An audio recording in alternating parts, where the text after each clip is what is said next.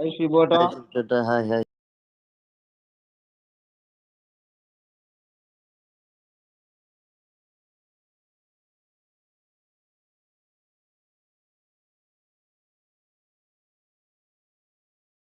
എന്താണ് കേക്കണില്ല. കേൾക്കുന്നില്ല? ആ കേൾക്കുന്നില്ലേ? ഇപ്പൊ കേക്കാം.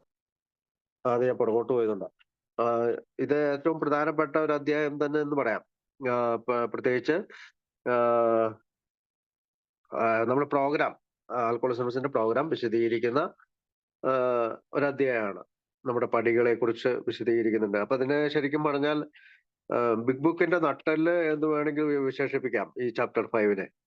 അതിന് 4 വരെയുള്ള പടികളൊക്കെ വളരെ കൃത്യമായിട്ട് എന്തൊക്കെയാണ് ചെയ്യേണ്ടതെന്ന് കൃത്യമായി വിശദീകരിച്ചുകൊണ്ടാണ് നമ്മൾ അങ്ങനെ പറയാറുള്ളത്. ഏതായാലും നമ്മൾ അധികം സമയം കളയാതെ നമുക്ക് ബുക്കിലേക്ക് തന്നെ പോകാം. നമ്മളിപ്പോ തുടങ്ങേണ്ടത് 58-ാമത്തെ പേജാണ്. സോറി, 59. എന്തൊരു രീതി, ഇതുമായി മുന്നോട്ട് പോകാൻ എന്നെ കൊണ്ടാകില്ല എന്ന് ഞങ്ങൾ പലരും ആശങ്കയോടെ അഭിപ്രായപ്പെട്ടു. പക്ഷെ നിരുത്സാഹപ്പെടുത്തരുത്. ഈ തത്വങ്ങളോട് പൂർണ്ണമായി നിലനിർത്താൻ ഞങ്ങളുടെ ആരും തന്നെ കഴിവുള്ളവരായിരുന്നിട്ടില്ല. നമ്മളാരും പുണ്യവാന്മാരൊന്നുമല്ല. ആത്മീയമായ തലത്തിലൂടെ നമ്മൾ അറിയാൻ ശ്രമിക്കുന്നു എന്നതാണ് കാര്യം. ഞങ്ങൾ മുന്നോട്ട് വെച്ചിട്ടുള്ള തത്വങ്ങൾ പുരോഗതിയിലേക്കുള്ള വഴികാട്ടികളാണ്. ആത്മീയമായ പരിപൂർണതയേക്കാൾ ആത്മീയമായ പുരോഗതിയാണ് ഞങ്ങൾ അവകാശപ്പെടുത്തുന്നത്.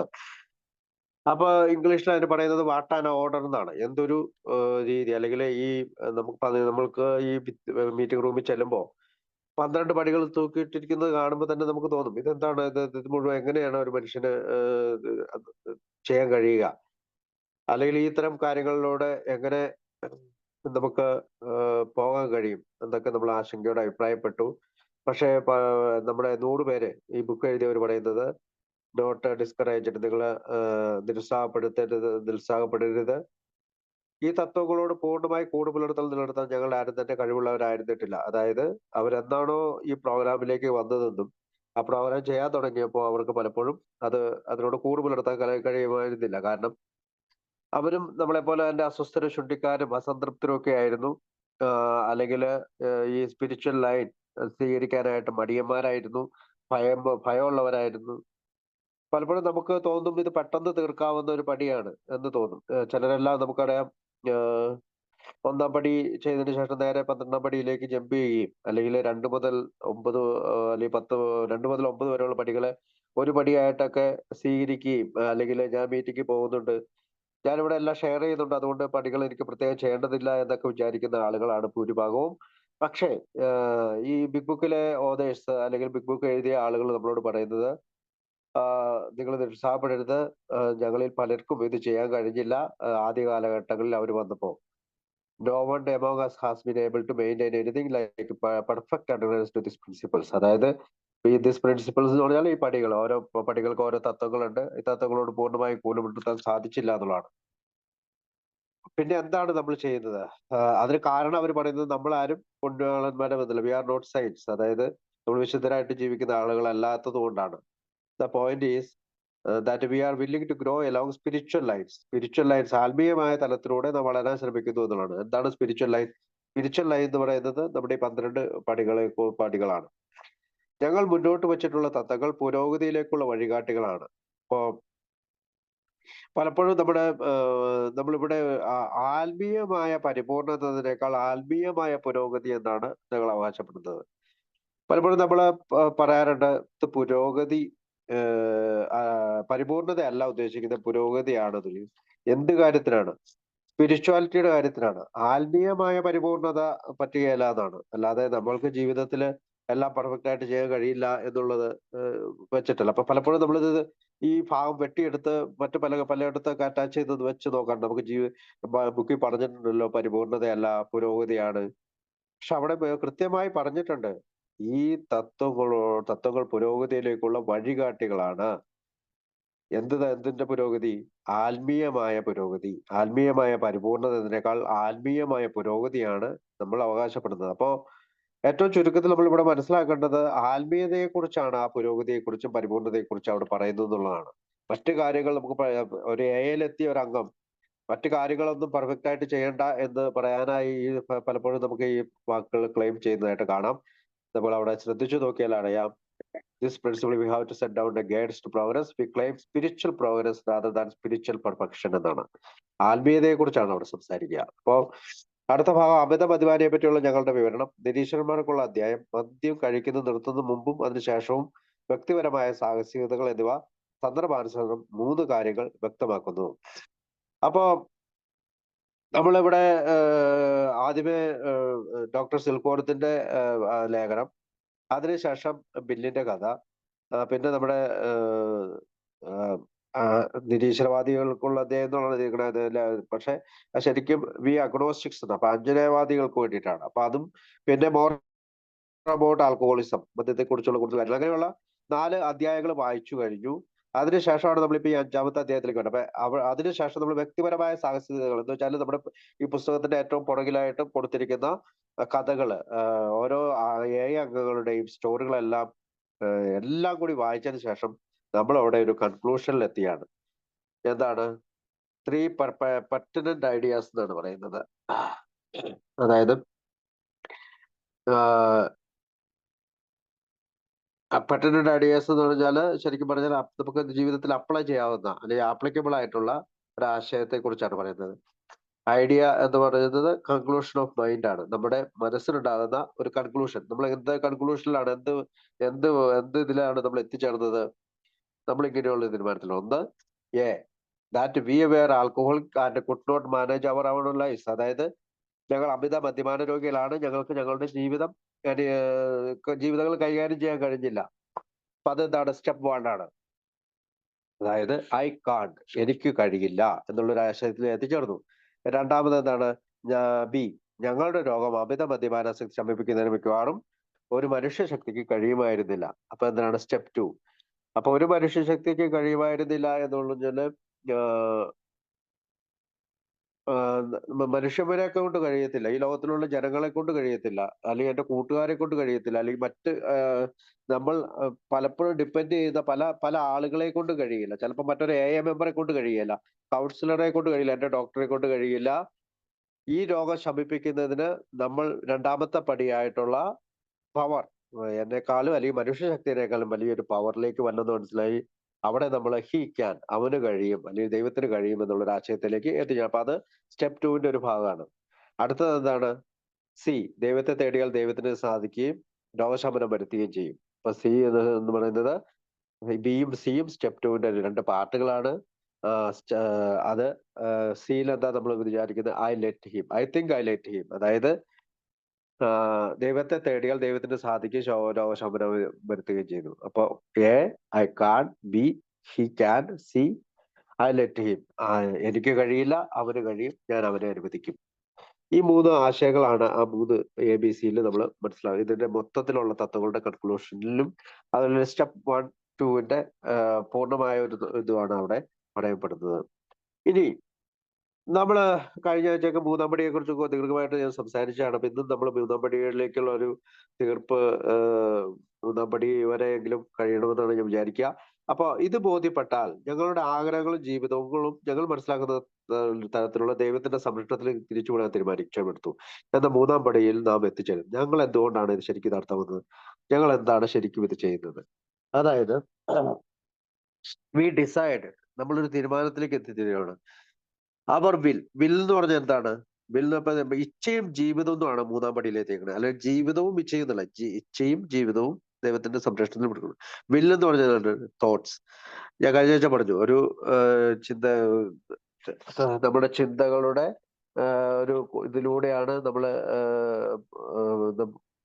നമ്മുടെ ജീവിതത്തെ നയിക്കുന്നത്. അല്ലെങ്കിൽ വിൽ എന്ന് പറഞ്ഞാൽ തോട്ട്സ്, ലൈഫ് എന്ന് പറഞ്ഞാൽ ആക്ഷൻ. അതായത് ചിന്തയിൽ നിന്ന് ഉളവാകുന്ന പ്രോസസ്സിലൂടെയാണ് നമ്മൾ ജീവിതത്തിലെ ചില പ്രവൃത്തികളിലേക്ക് ഏർപ്പെടുന്നത്. അപ്പൊ ഈ ചിന്തകൾ നമ്മൾ over to the care of God, ദൈവത്തിന്റെ സംരക്ഷണത്തിലേക്കും അല്ലെങ്കിൽ ദൈവത്തിന്റെ സംരക്ഷണത്തിലേക്കും സുരക്ഷയ്ക്കും വേണ്ടി തിരിച്ചുവിടാൻ തീരുമാനമെടുത്തു എന്നാണ്. തിരിച്ചുവിടാൻ തീരുമാനമെടുത്തിട്ടുള്ളൂ. ഇവിടെ നമ്മൾ തിരിച്ചുവിടുന്നില്ല. നമ്മൾ തിരിച്ചുവിടുന്നത് എപ്പോഴാണെന്ന് ഞാൻ കഴിഞ്ഞ ആഴ്ച പറഞ്ഞു. 9ാം പടിയിൽ എത്തിയതിനു ശേഷം മാത്രമാണ് നമുക്ക് ഇത് തിരിച്ചുവിടാൻ പറ്റുള്ളൂ. അപ്പോ ഞങ്ങൾ എന്തുകൊണ്ടാണ് ശരിക്കും ഇത് അർത്ഥമാക്കുന്നത്? അപ്പോ which is what we decide to turn our will. Just what do we mean by that? What do we do? അതായത് എന്താണ് ഞാൻ ഇതുകൊണ്ട് അർത്ഥമാക്കുന്നത്, എന്താണ് ഞാനിത് ചെയ്യുന്നത്. ഈ രണ്ട് ചോദ്യമാണ്. ഒന്നാമത്തെ ചോദ്യം, ഞങ്ങൾ എന്തോന്നുകൊണ്ടാണ് ശരിക്കും ഇത് അർത്ഥമാക്കുന്നത്. രണ്ടാമത്തെ ചോദ്യം, ഞങ്ങൾ ശരിക്കും എന്താണ് ചെയ്യുന്നത്. എന്താണ് അർത്ഥമാക്കുന്നത് എന്നുള്ളത് നമുക്ക് ഇനി അടുത്ത കുറച്ച് പേജുകളിലൂടെ പോയി കഴിയുമ്പോഴോ മനസ്സിലാവും. ഞങ്ങൾ ശരിക്കും എന്താണ് ചെയ്യുന്നത് എന്നുള്ള കാര്യവും ഇനിയുള്ള ഒരു 100 പേജൊക്കെ എത്തുമ്പോഴത്തേക്കും നമുക്ക് മനസ്സിലാവും. അതായത് സ്വന്തം അടുത്ത പേജിൽ അത് പറയുന്നുണ്ട്. അതായത് അടുത്ത പാരഗ്രാഫില് അത് വായിക്കാമോ റോമോനെ? സ്വന്തം ഇച്ഛയാൽ വായിക്കാം. സ്വന്തം ഇച്ഛയാൽ മുന്നോട്ട് കൊണ്ടുപോകപ്പെടുന്ന ജീവിതം വിജയകരമായിരിക്കില്ലെന്ന് നാം ബോധ്യമുള്ളവരായിരിക്കലാണ് അതിൻ്റെ ഒന്നാമത്തെ ആവശ്യകത. ആ അടിസ്ഥാനത്തിലാണെങ്കിൽ നമ്മുടെ ഉദ്ദേശം നല്ലതാണെങ്കിൽ പോലും ആരെയെങ്കിലുമായോ എന്തെങ്കിലുമായോ നാം ഏതാണ്ടല്ല ഇപ്പോഴും ഏറ്റുമുട്ടലിൽ ഏർപ്പെടും. മിക്ക ആളുകളും സ്വയം പ്രേരണയാൽ ജീവിക്കാൻ ശ്രമിക്കുന്നു. എല്ലാ പ്രകടനവും ഒറ്റയ്ക്ക് തന്നെ നേടണം എന്നാശിക്കുന്ന ഒരു നടനെ പോലെയാണ് ഓരോരുത്തരും. ലൈറ്റും ഗായക സംഘവും സീനറിയും മറ്റു നടന്മാരുമൊക്കെ തനിക്ക് വേണ്ടി ഒരുക്കപ്പെടണമെന്നും തൻ്റെ വഴിക്കു വരണേ എന്നുമാണ് അയാളുടെ ആഗ്രഹം. ഈ പറഞ്ഞതുപോലെ സ്വന്തം ഇച്ഛയാൽ മുന്നോട്ട് കൊണ്ടുപോകപ്പെടുന്ന ജീവിതം വിജയകരമായിരിക്കില്ല, നാം ബോധ്യപ്പെട്ടവരായിരിക്കലാണ് അതിന്റെ ഒന്നാമത്തെ ആവശ്യകത. ഫസ്റ്റ് നമ്മൾ ചിന്തിക്കേണ്ടത്, അല്ലെങ്കിൽ ഫസ്റ്റ് റിക്വയർമെന്റ് എന്ന് പറയുന്നത്, ഈ തരത്തിലുള്ള ചിന്തകൾ, സെൽഫിഷ്നെസ് ആയിട്ടുള്ള ചിന്തകള് നമ്മൾ മുന്നോട്ട് കൊണ്ടുപോകുന്ന ജീവിതം വിജയകരമായിരിക്കില്ല എന്നുള്ള ബോധ്യം നമുക്കുണ്ട്. കാരണം നമ്മൾ കുടിയുടെ ജീവിതത്തിൽ, മദ്യാസക്തിയുടെ ജീവിതത്തിൽ ഇത്തരം ചിന്തകളെ താലോലിച്ചു കൊണ്ട് നടന്ന പ്രശ്നങ്ങൾ ഉണ്ടാക്കിയവരാണ്. അതുകൊണ്ട് ആ അടിസ്ഥാനത്തിൽ നമ്മുടെ ഉദ്ദേശം നല്ലതാണെങ്കിലും ആരെങ്കിലുമായോ എന്തെങ്കിലുമായോ നാം ഏതാണ്ടല്ല ഇപ്പോഴും ഏറ്റുമുട്ടലിൽ ഏർപ്പെടും. എന്താണ് അവിടെ ചിന്തിക്കുന്നത്? നമ്മുടെ ഈ സ്വന്തം ചിന്ത, എന്നെ ഇഷ്ടം പോലെ മറ്റുള്ളവർ പെരുമാറണം, എന്നെ ഞാൻ ചിന്തിക്കുന്ന പോലെ മറ്റൊരു ജീവിക്കണം, ഇങ്ങനെയുള്ള സ്വാർത്ഥപരമായിട്ടുള്ള അടിസ്ഥാനത്തിൽ ജീവിക്കുമ്പോൾ നമ്മൾ തുടർച്ചയായി, അതായത് മദ്യാസക്തി നിർത്തിയതിന് ശേഷവും നമ്മൾ അത് തുടരുകയാണെങ്കിൽ ആരെങ്കിലുമായോ എന്തെങ്കിലുമായോ ഏതാണ്ട് എല്ലായ്പ്പോഴും ഏറ്റുമുട്ടലിൽ ഏർപ്പെടും. നമ്മൾ മീറ്റിംഗ് റൂമിൽ വരുമ്പോഴും മറ്റൊരു അംഗത്തോടും മറ്റൊരു ആളുകളോടും മറ്റ് ജോലി സ്ഥലത്താണെങ്കിൽ മറ്റ് വർക്കേഴ്സിനോടും വീട്ടിലാണെങ്കിൽ ഭാര്യയോടും മക്കളോടും ഒക്കെ നമ്മള് ആരെങ്കിലുമായോ എന്തെങ്കിലുമായോ ഏതാണ്ട് എല്ലായ്പ്പോഴും ഏറ്റുമുട്ടലിൽ ഏർപ്പെടും എന്ന് പറയുന്നത്. ഇവിടെ നമുക്കൊരു RID ഫാക്ടർ കാണാം അല്ലെ? Restless, irritable, discontent. നമ്മുടെ സ്വന്തമായിട്ടുള്ള ഇച്ഛയിൽ വരാത്തപ്പോ നമുക്ക് അസ്വസ്ഥനാവും, ചുണ്ടിക്കാരനാവും, അസംതൃപ്തനാവും. അപ്പോ ഈ ഒരു സെൽഫിഷ്നെസ്സിനെ കുറിച്ചാണ് ഇനിയുള്ള അടുത്ത 1-2 പേജുകളിലേക്ക് അവര് പറയാൻ ഉദ്ദേശിക്കുന്നത്. അപ്പോ ഇതൊരു നമ്മൾ പോയിന്റ് ചെയ്യേണ്ട ഒരു കാര്യമാണ്. ആ അടിസ്ഥാനത്തിലാണെങ്കിൽ നമ്മുടെ ഉദ്ദേശം നല്ലതാണെങ്കിൽ പോലും ആരെങ്കിലുമായോ എന്തെങ്കിലുമായോ നാം എല്ലായ്പ്പോഴും ഏറ്റുമുട്ടൽ ഏർപ്പെട്ടിരിക്കും. മിക്ക ആളുകളും സ്വയം പ്രേരണയാൽ ജീവിക്കാൻ ശ്രമിക്കുന്നു. സ്വയം പ്രേരണ എന്ന് വെച്ചാൽ സ്വന്തം ഇച്ഛാശക്തിയിൽ ജീവിക്കാൻ ശ്രമിക്കുന്നു, അല്ലെങ്കിൽ തിങ്കിങ്ങിൽ ജീവിക്കാൻ ശ്രമിക്കുന്നു. എല്ലാ പ്രകടനവും ഒറ്റയ്ക്ക് തന്നെ നടത്തുന്നത് നശിക്കുന്നത് നടനെ പോലെയാണ് ഓരോരുത്തരും. ലൈറ്റും ഗായക സംഘവും സീനിയറും മറ്റു നടന്മാരും തനിക്ക് വേണ്ടി ഒരുക്കപ്പെടുന്നു, തനിക്ക് തന്റെ വഴിക്ക് വരണമെന്നും അയാൾ ആഗ്രഹിക്കുന്നു എന്നാണ് അയാളുടെ ആഗ്രഹം. അത് അടുത്ത ഭാഗം വായിക്കാവോ? ഈ പറഞ്ഞതുപോലെ ഇയാളുടെ സജ്ജീകരണങ്ങളൊക്കെ സാധിച്ചാൽ, അയാൾ ആഗ്രഹിക്കുന്ന പോലെ ആളുകൾ ചെയ്താൽ പ്രകടനം മഹത്തായിരിക്കും. അയാൾ ഉൾപ്പെടെ എല്ലാവരും സന്തുഷ്ടരാകും. ജീവിതം അതിശയകരമാകും. ഈ ഒരുക്കങ്ങൾ ഉണ്ടാക്കാൻ ശ്രമിക്കുന്നതിൽ നമ്മുടെ നടൻ ചിലപ്പോഴൊക്കെ തികച്ചും മേന്മയുള്ളവനാകാം. അയാൾ ദയാലുവും മറ്റുള്ളവരുടെ വികാരങ്ങളും താല്പര്യങ്ങളെയും പരിഗണിക്കുന്നവനും ക്ഷമാശീലനും ഉദാരമതിയുമാകാം. വിനീതനും ശുദ്ധൻ പോലും ആയിരിക്കും. നേരെ മറിച്ചായാൽ അവൻ ദുഷ്ടനും അഹങ്കാരിയും സ്വാർത്ഥനും സത്യനിഷ്ഠയില്ലാത്തവനും ഒക്കെ ആയി മാറും. പക്ഷേ മിക്ക മനുഷ്യരുടെ കാര്യത്തിലും അവർ വ്യത്യസ്തങ്ങളായ സ്വഭാവ സവിശേഷതകൾ ഉള്ളവരായിരിക്കും. അതിനകത്ത് നമ്മള് ദൈവം കളിക്കുക എന്നുള്ളത് നമ്മൾ ഇടയ്ക്ക് പറയാറുണ്ട്. അതായത് എല്ലാ കാര്യങ്ങളും എന്റെ ഇഷ്ടത്തിനനുസരിച്ച് നിൽക്കണം, ആളുകൾ ഞാൻ പറയുന്ന പോലെ സംസാരിക്കണം. അതല്ല അതിന് അത് ചിലപ്പോൾ അങ്ങനെ വന്നു കഴിയുമ്പോഴത്തേക്കും വളരെ ദയാപൂർണമായി പെരുമാറും, വളരെ താല്പര്യത്തോടും ക്ഷമാശീലതയോടും ഉദാരമതിയോ ഒക്കെ ആയി നമ്മൾ പെരുമാറും. വിനീതനും ശുദ്ധം പോലും ആയിരിക്കും എന്ന് പറയുന്നത്. നേരെ മറിച്ചായാലും അവൻ ദുഷ്ടനും അഹങ്കാരിയും സ്വാർത്ഥനും സത്യനിഷ്ഠയില്ലാത്തവനും ഒക്കെ ആയി മാറും. പക്ഷെ മിക്ക മനുഷ്യരുടെ കാര്യത്തിൽ അവർ വ്യത്യസ്തങ്ങളായ സ്വഭാവ സവിശേഷതകൾ ഉള്ളവരായിരിക്കും. അപ്പോ ഇവിടെ മറ്റുള്ള ആളുകൾ നമ്മുടെ ഇഷ്ടത്തിനനുസരിച്ച് പെരുമാറണമെന്നുള്ള സ്വാർത്ഥതയിലൂന്നിയ ഒരു ജീവിതം നയിക്കുന്ന ഒരാൾക്ക് പ്രശ്നങ്ങൾ തുറന്നുകൊണ്ടേ ഇരിക്കുമെന്നുള്ള അർത്ഥത്തിലാണ് അവർ പറയുന്നത്. നമ്മളപ്പോ ദൈവം കളിക്കുന്നത് നിർത്തണം എന്നുള്ള ഒരു അർത്ഥത്തിലാണ് പിന്നീട് അത് പറയുന്നുണ്ട് അവിടെ. അപ്പൊ അടുത്ത പാരഗ്രാഫ് കൂടി വായിക്കാവോ? എന്താണ് പലപ്പോഴും സംഭവിക്കുന്നത്? പ്രകടനം പലപ്പോഴും നല്ല നിലയിലായി തീരാറില്ല. ജീവിതം അവനോട് നല്ല നിലയിൽ പെരുമാറുന്നില്ലെന്ന് അവൻ ചിന്തിക്കുവാൻ തുടങ്ങുന്നു. കൂടുതൽ ക്ലേശിച്ചു കഠിനാധ്വാനം ചെയ്യുവാൻ അയാൾ തീരുമാനിക്കുന്നു. അടുത്ത സന്ദർഭത്തിൽ അയാൾ സാഹചര്യത്തിനനുസരിച്ച് മറ്റുള്ളവരിൽ നിന്ന് ഇനിയും കൂടുതൽ ഡിമാൻഡ് ചെയ്യുവാനോ കാരുണ്യവാനോ ആയിത്തീരുന്നു. അപ്പോഴും നാടക പ്രദർശനം അയാൾക്ക് അനുയോജ്യമാകുന്നില്ല. ഏതാണ്ടൊക്കെ തെറ്റ് തനിക്കും പറ്റിയിട്ടുണ്ടെന്ന് സമ്മതിക്കുമെങ്കിലും മറ്റുള്ളവരെയാണ് കൂടുതൽ കുറ്റപ്പെടുത്തേണ്ടത് എന്ന കാര്യത്തിൽ അയാൾക്ക് ഉറപ്പാണ്. അയാൾ കോപിഷ്ഠനും ധാർമ്മിക രോഷമുള്ളവനും തന്നോട് തന്നെ സഹതാപമുള്ളവനുമായി തീരുന്നു. അടിസ്ഥാനപരമായി അയാളുടെ കുഴപ്പമെന്ത്? ദയാലുവായിരിക്കാൻ ശ്രമിക്കുമ്പോൾ പോലും അയാൾ യഥാർത്ഥത്തിൽ ഒരു ഭാഗ്യാന്വേഷിയല്ലേ? സംതൃപ്തിയും സന്തോഷവും താൻ കാര്യങ്ങൾ നന്നായി കൈകാര്യം ചെയ്താൽ കൈപ്പിടിയിലാക്കാമെന്ന മിഥ്യാധാരണയുടെ ഇരയല്ലേ അയാൾ? അയാൾ ഒഴികെയുള്ള മറ്റു നടന്മാർക്കും ഇതൊക്കെ തന്നെയാണ് വേണ്ടതെന്ന കാര്യം വ്യക്തമല്ലേ? ആ നാടക പ്രകടന രംഗത്തു നിന്ന് കിട്ടാവുന്നതൊക്കെ പിടിച്ചെടുത്തുകൊണ്ട് അയാളോട് തിരിച്ചടിക്കുവാൻ അയാളുടെ പ്രവൃത്തികൾ അവരെ സജ്ജരാക്കുന്നില്ലേ? അയാളുടെ ഏറ്റവും നല്ല നിമിഷങ്ങളിൽ പോലും അയാൾ സൗഹൃദത്തിന്റെ എന്നതിനേക്കാൾ കുഴപ്പങ്ങളുടെ സൃഷ്ടാവായിരുന്നില്ലേ? അപ്പൊ ആദ്യത്തെ പാരഗ്രാഫിൽ നമ്മളോട് തന്നെ ഒന്ന് ചിന്തിക്കേണ്ട ഒരു ചിന്തയാണ്. എന്റെ ഹോം ഗ്രൂപ്പിൽ പോകുമ്പോൾ മറ്റുള്ളവർ ഞാൻ ഇഷ്ടപ്പെടുന്നത് പോലെ പെരുമാറണം. എന്റെ ഫാമിലിയിൽ, കുടുംബത്തെ ഞാൻ അതുപോലെ മറ്റുള്ളവർ എന്നെ സൂചിപ്പിക്കുകയും സന്തോഷിപ്പിക്കുകയും ചെയ്യുന്ന രീതിയിൽ പെരുമാറണം. ജോലി സ്ഥലത്ത് എന്റെ അച്ഛൻ, എന്റെ മക്കള്, എന്റെ സഹോദരന്മാര്, അങ്ങനെ പല പല പല അയൽവക്കക്കാര്, അങ്ങനെ പലതും എന്റെ ഇഷ്ടത്തിനനുസരിച്ച് പെരുമാറണം. അങ്ങനെയാണെങ്കിൽ ഞാൻ ക്ഷമാശീലനും ഉദാരശീലനും ശുദ്ധനും ഒക്കെ ആയി മാറും. അല്ലെങ്കിൽ ഞാൻ നേരെ ഓപ്പോസിറ്റ് ആവും, അഹങ്കാരിയാവും, സ്വാർത്ഥനാവും, സത്യനിഷ്ഠയില്ലാത്തവനാവും എന്നുള്ള പറഞ്ഞതിന് ശേഷം വീണ്ടും ബുക്കിൽ തന്നെ പറയാണ് എന്താണ് സംഭവിക്കുന്നത്. പ്രകടനം പലപ്പോഴും നല്ല നിലയിലായി തീരാറില്ല. കാരണം മറ്റുള്ളവർ നമ്മളെ പോലെ നമ്മൾ വിചാരിക്കുന്ന പോലെ പെരുമാറില്ല. ജീവിതം അവനോട് നല്ല നിലയിൽ പെരുമാറുന്നില്ലെന്ന് അവൻ ചിന്തിക്കാൻ തുടങ്ങുന്നു. അവന്റെ ചിന്തയാണ്. അപ്പൊ അവിടെ തിങ്കിങ് ആണ്. നമ്മൾ പറയാറുണ്ട് തിങ്കിങ് ഇസ് ദ പ്രോബ്ലം എന്ന് പറഞ്ഞാൽ അവിടെ വീണ്ടും പറയുന്നുണ്ട് അവൻ ചിന്തിക്കുവാൻ തുടങ്ങുന്നു. കൂടുതൽ ക്ലേശിച്ച കഠിനാധ്വാനം ചെയ്യുവാൻ അയാൾ ആകെ തീരുമാനമെടുക്കുന്നു. അടുത്ത സമയത്ത് അയാൾ സാഹചര്യം വെച്ച് മറ്റുള്ളവരിൽ നിന്ന് ഇനിയും കൂടുതൽ ഡിമാൻഡ് ചെയ്യുന്നവനോ കാരുണ്യവാനായി തീരുന്ന അപ്പോഴും നാടക പ്രശ്നം അയാൾക്ക് അനുയോജ്യമാകുന്നില്ല. അതായത് കൂടുതൽ നിങ്ങൾ അങ്ങനെ ചെയ്യണം, ഇങ്ങനെ ചെയ്യണം എന്നൊക്കെ ഉള്ള കൂടുതൽ ഡിമാൻഡ് ചെയ്യുന്ന ഒരാളായിട്ട് മാറുന്നു. പക്ഷെ സാഹചര്യങ്ങൾ, ആളുകൾ അങ്ങനെ എല്ലാവരും നമ്മളോടൊപ്പം നിൽക്കണമെന്നില്ല. ഏതാണ്ടൊക്കെ തെറ്റ് തനിക്ക് പറ്റിയിട്ടുണ്ടെന്ന് സമ്മതിക്കുവാൻ മറ്റുള്ളവരാണ് കൂടുതൽ കുറ്റപ്പെടുന്ന കാര്യത്തിൽ അയാൾക്ക് ഉറപ്പാണ്. അപ്പൊ ഈ സെൽഫിഷ്നെസ്സിൽ ഊതി നിൽക്കുന്ന എല്ലാവർക്കും പറ്റുന്ന ഒരു കാര്യമാണ്. ഞാൻ തെറ്റ് ചെയ്തിട്ട് ശരിയാണ്, പക്ഷെ എന്നേക്കാൾ കൂടുതൽ തെറ്റ് ചെയ്തത് മറ്റൊരാളാണ്. അല്ലെങ്കിൽ അയാൾ അയാൾ എന്നെ തെറി പറഞ്ഞുകൊണ്ടാണ് ഞാൻ തിരിച്ചു തെറി പറഞ്ഞത്, അല്ലെങ്കിൽ അയാൾ എന്നോട് ദേഷ്യപ്പെട്ടുകൊണ്ടാണ് ഞാൻ തിരിച്ചു ദേഷ്യപ്പെട്ടത്.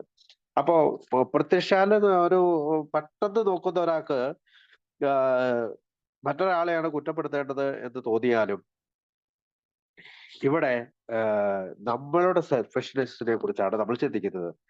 എന്റെ സ്പോർട്സിന് എനിക്ക് അതിന് ഒരു ഉദാഹരണം പറയാനുണ്ട്. അതായത് ഒരു ഈ രാത്രി ഓവർനൈറ്റ് ഒക്കെ ഇങ്ങനെ ഫാർമസ്യൂട്ടിക്കൽ സപ്ലൈ ചെയ്തിരുന്ന ഒരു വ്യക്തി ഒരിക്കൽ ഒരു രാത്രി 2 മണിക്ക് ഇങ്ങനെ ഫാർമസിയിലേക്ക് ഇങ്ങനെ മെഡിസിൻ കൊടുക്കാനൊക്കെ ആയിട്ട് പോയപ്പോ ഒരു റോഡിൽ വെച്ചിട്ട് ഒരു ആക്സിഡന്റ് ഉണ്ടാവുന്നു. ആക്സിഡന്റ് ഉണ്ടായ ഓപ്പോസിറ്റുള്ള ആക്സിഡന്റ് അയാൾക്ക് ലൈസൻസോ അല്ലെങ്കിൽ അങ്ങനെയുള്ള ഒന്നും ഉണ്ടായില്ല.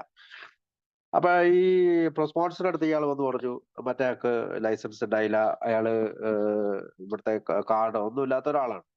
അപ്പൊ സ്പോൺസർ അയാളോട് ചോദിച്ചു, നിങ്ങൾ എന്തുകൊണ്ട് ഈ 2 മണിക്ക് അവിടെ ആ ഇന്റർസെക്ഷനിലേക്ക് എത്തിച്ചേർന്നു? നിങ്ങൾക്ക് എന്തുകൊണ്ടാണ് ഈ ഓവർനൈറ്റ് ആയിട്ടുള്ള ഈ ഫാർമസ്യൂട്ടിക്കൽ ആയിട്ടുള്ള ഈ കാര്യം നിങ്ങൾക്ക് പകല് ചെയ്യേണ്ട കാര്യം ഓവർനൈറ്റ് ചെയ്ത് തീർക്കാനായിട്ട് നിങ്ങൾ എന്തെങ്കിലും അതിനകത്ത് സെൽഫിഷ്നെസ് ഉണ്ടോ എന്ന് നോക്കാൻ പറഞ്ഞു. അപ്പോ ഒരു ആളുടെ അപ്പൊ നമ്മൾ പ്രത്യക്ഷ അയാളുടെ ജോലിയല്ലേ, അയാൾക്ക് അവിടെ പോകണ്ടേ, രാത്രിയല്ലേ, ഇതൊക്കെ ചിന്തിക്കാമെങ്കിലും നമ്മളുടെ ബുക്കിൽ പ്രകാരം നമ്മൾ സെൽഫിഷ് ആകുന്ന സാഹചര്യം ഉണ്ടോ എന്നാണ് അവിടെ എല്ലാം ചിന്തിക്കുന്നത്. അപ്പോ മറ്റുള്ളവരെ കുറ്റപ്പെടുത്താനാണ് നമുക്ക് എപ്പോഴും നല്ലത്. ഇപ്പൊ എന്റെ ഭാര്യ എന്നോട് എന്തെങ്കിലും പറയുകയാണെങ്കിൽ ഞാൻ തിരിച്ച് രണ്ട് പറഞ്ഞിട്ട് ഞാൻ പറയുന്നത് എന്താണ്, നീ അങ്ങനെ പറഞ്ഞുകൊണ്ടല്ല ഞാൻ ഇങ്ങനെ പറഞ്ഞിട്ടുണ്ട്. പക്ഷെ നമ്മളെ സംബന്ധിച്ചിടത്തോളം നമ്മളൊരു മദ്യാസക്തനായതുകൊണ്ടും നമ്മൾക്ക് ഇത്തരം കാര്യങ്ങളിൽ വളരെ രോഷാകുലരാകാൻ പറ്റില്ലാത്തത് കൊണ്ടും ഒക്കെ നമ്മൾക്ക് പിന്മാറേണ്ടതുണ്ട്.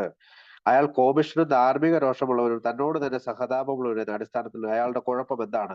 ദയാലുവായിരിക്കാൻ ശ്രമിക്കുമ്പോഴെല്ലാം അയാൾ യഥാർത്ഥത്തിൽ ഒരു ഭാഗ്യാന്വേഷിക്കുകയല്ലേ? സംതൃപ്തിയും സന്തോഷവും താൻ കാര്യങ്ങൾ നന്നായി കൈകാര്യം ചെയ്ത് കൈപ്പിടിയിലാക്കാമെന്നുള്ള വിദ്യാധരുടെ ഇഴയല്ലേ അയാൾ?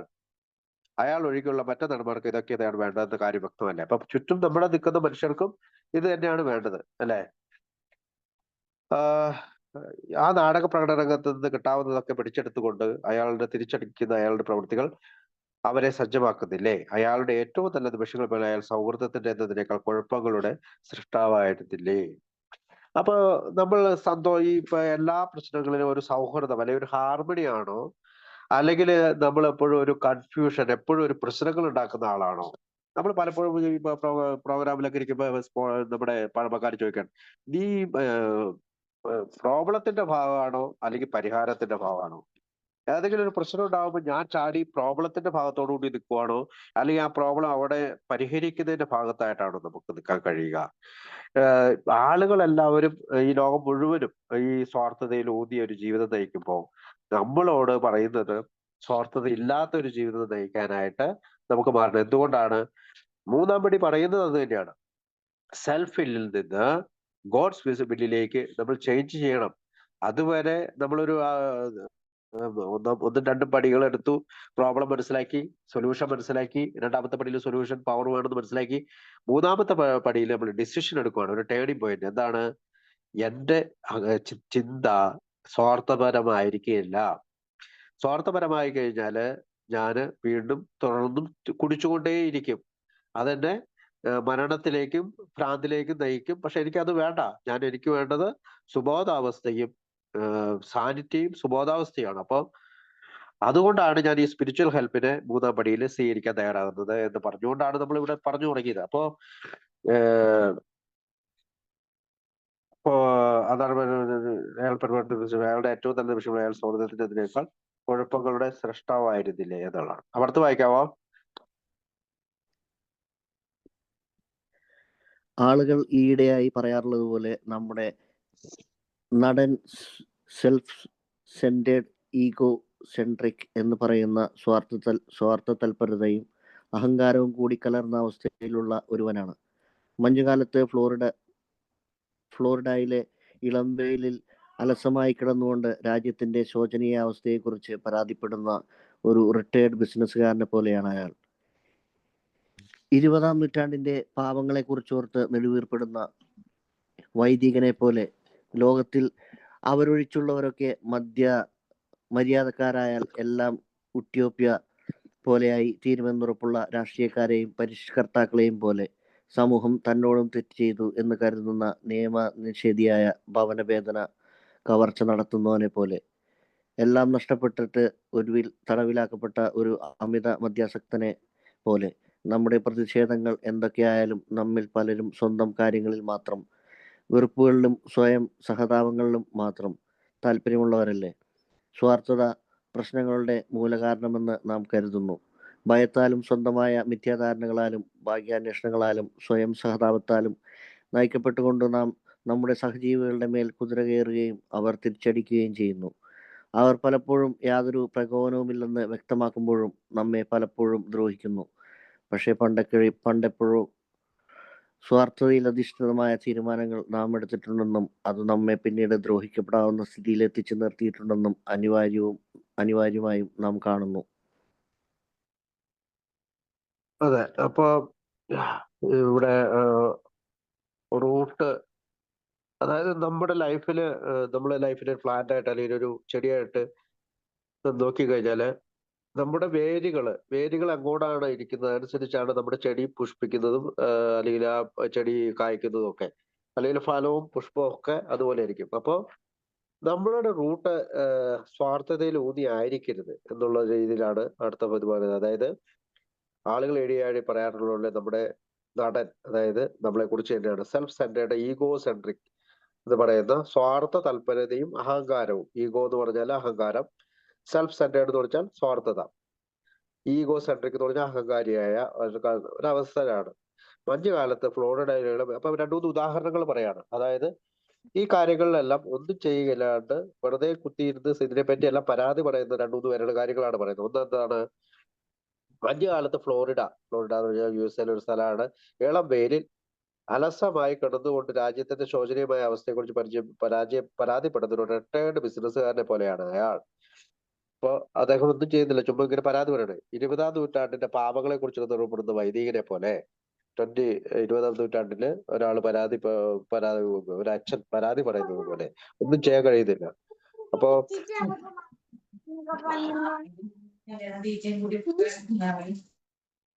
അപ്പോ ലോകത്തിൽ അവരൊഴിച്ചുള്ളവരൊക്കെ മര്യാദക്കാരായാൽ, അതായത് ഈ പറയുന്ന ഈ ബിസിനസ്സുകാരനും അച്ഛനും എല്ലാം പറയുന്ന പോലെ ലോകത്തിൽ അവരൊഴിച്ചുള്ളവരൊക്കെ മര്യാദക്കാരെ എല്ലാം ഉട്ടോപ്പിയ, ഒരു സാങ്കല്പിക ലോകമാണ്.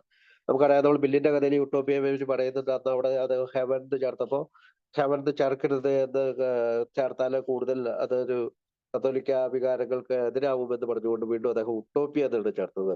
അപ്പോ അത് ഞാൻ അന്ന് അവിടെ പറഞ്ഞാണ്.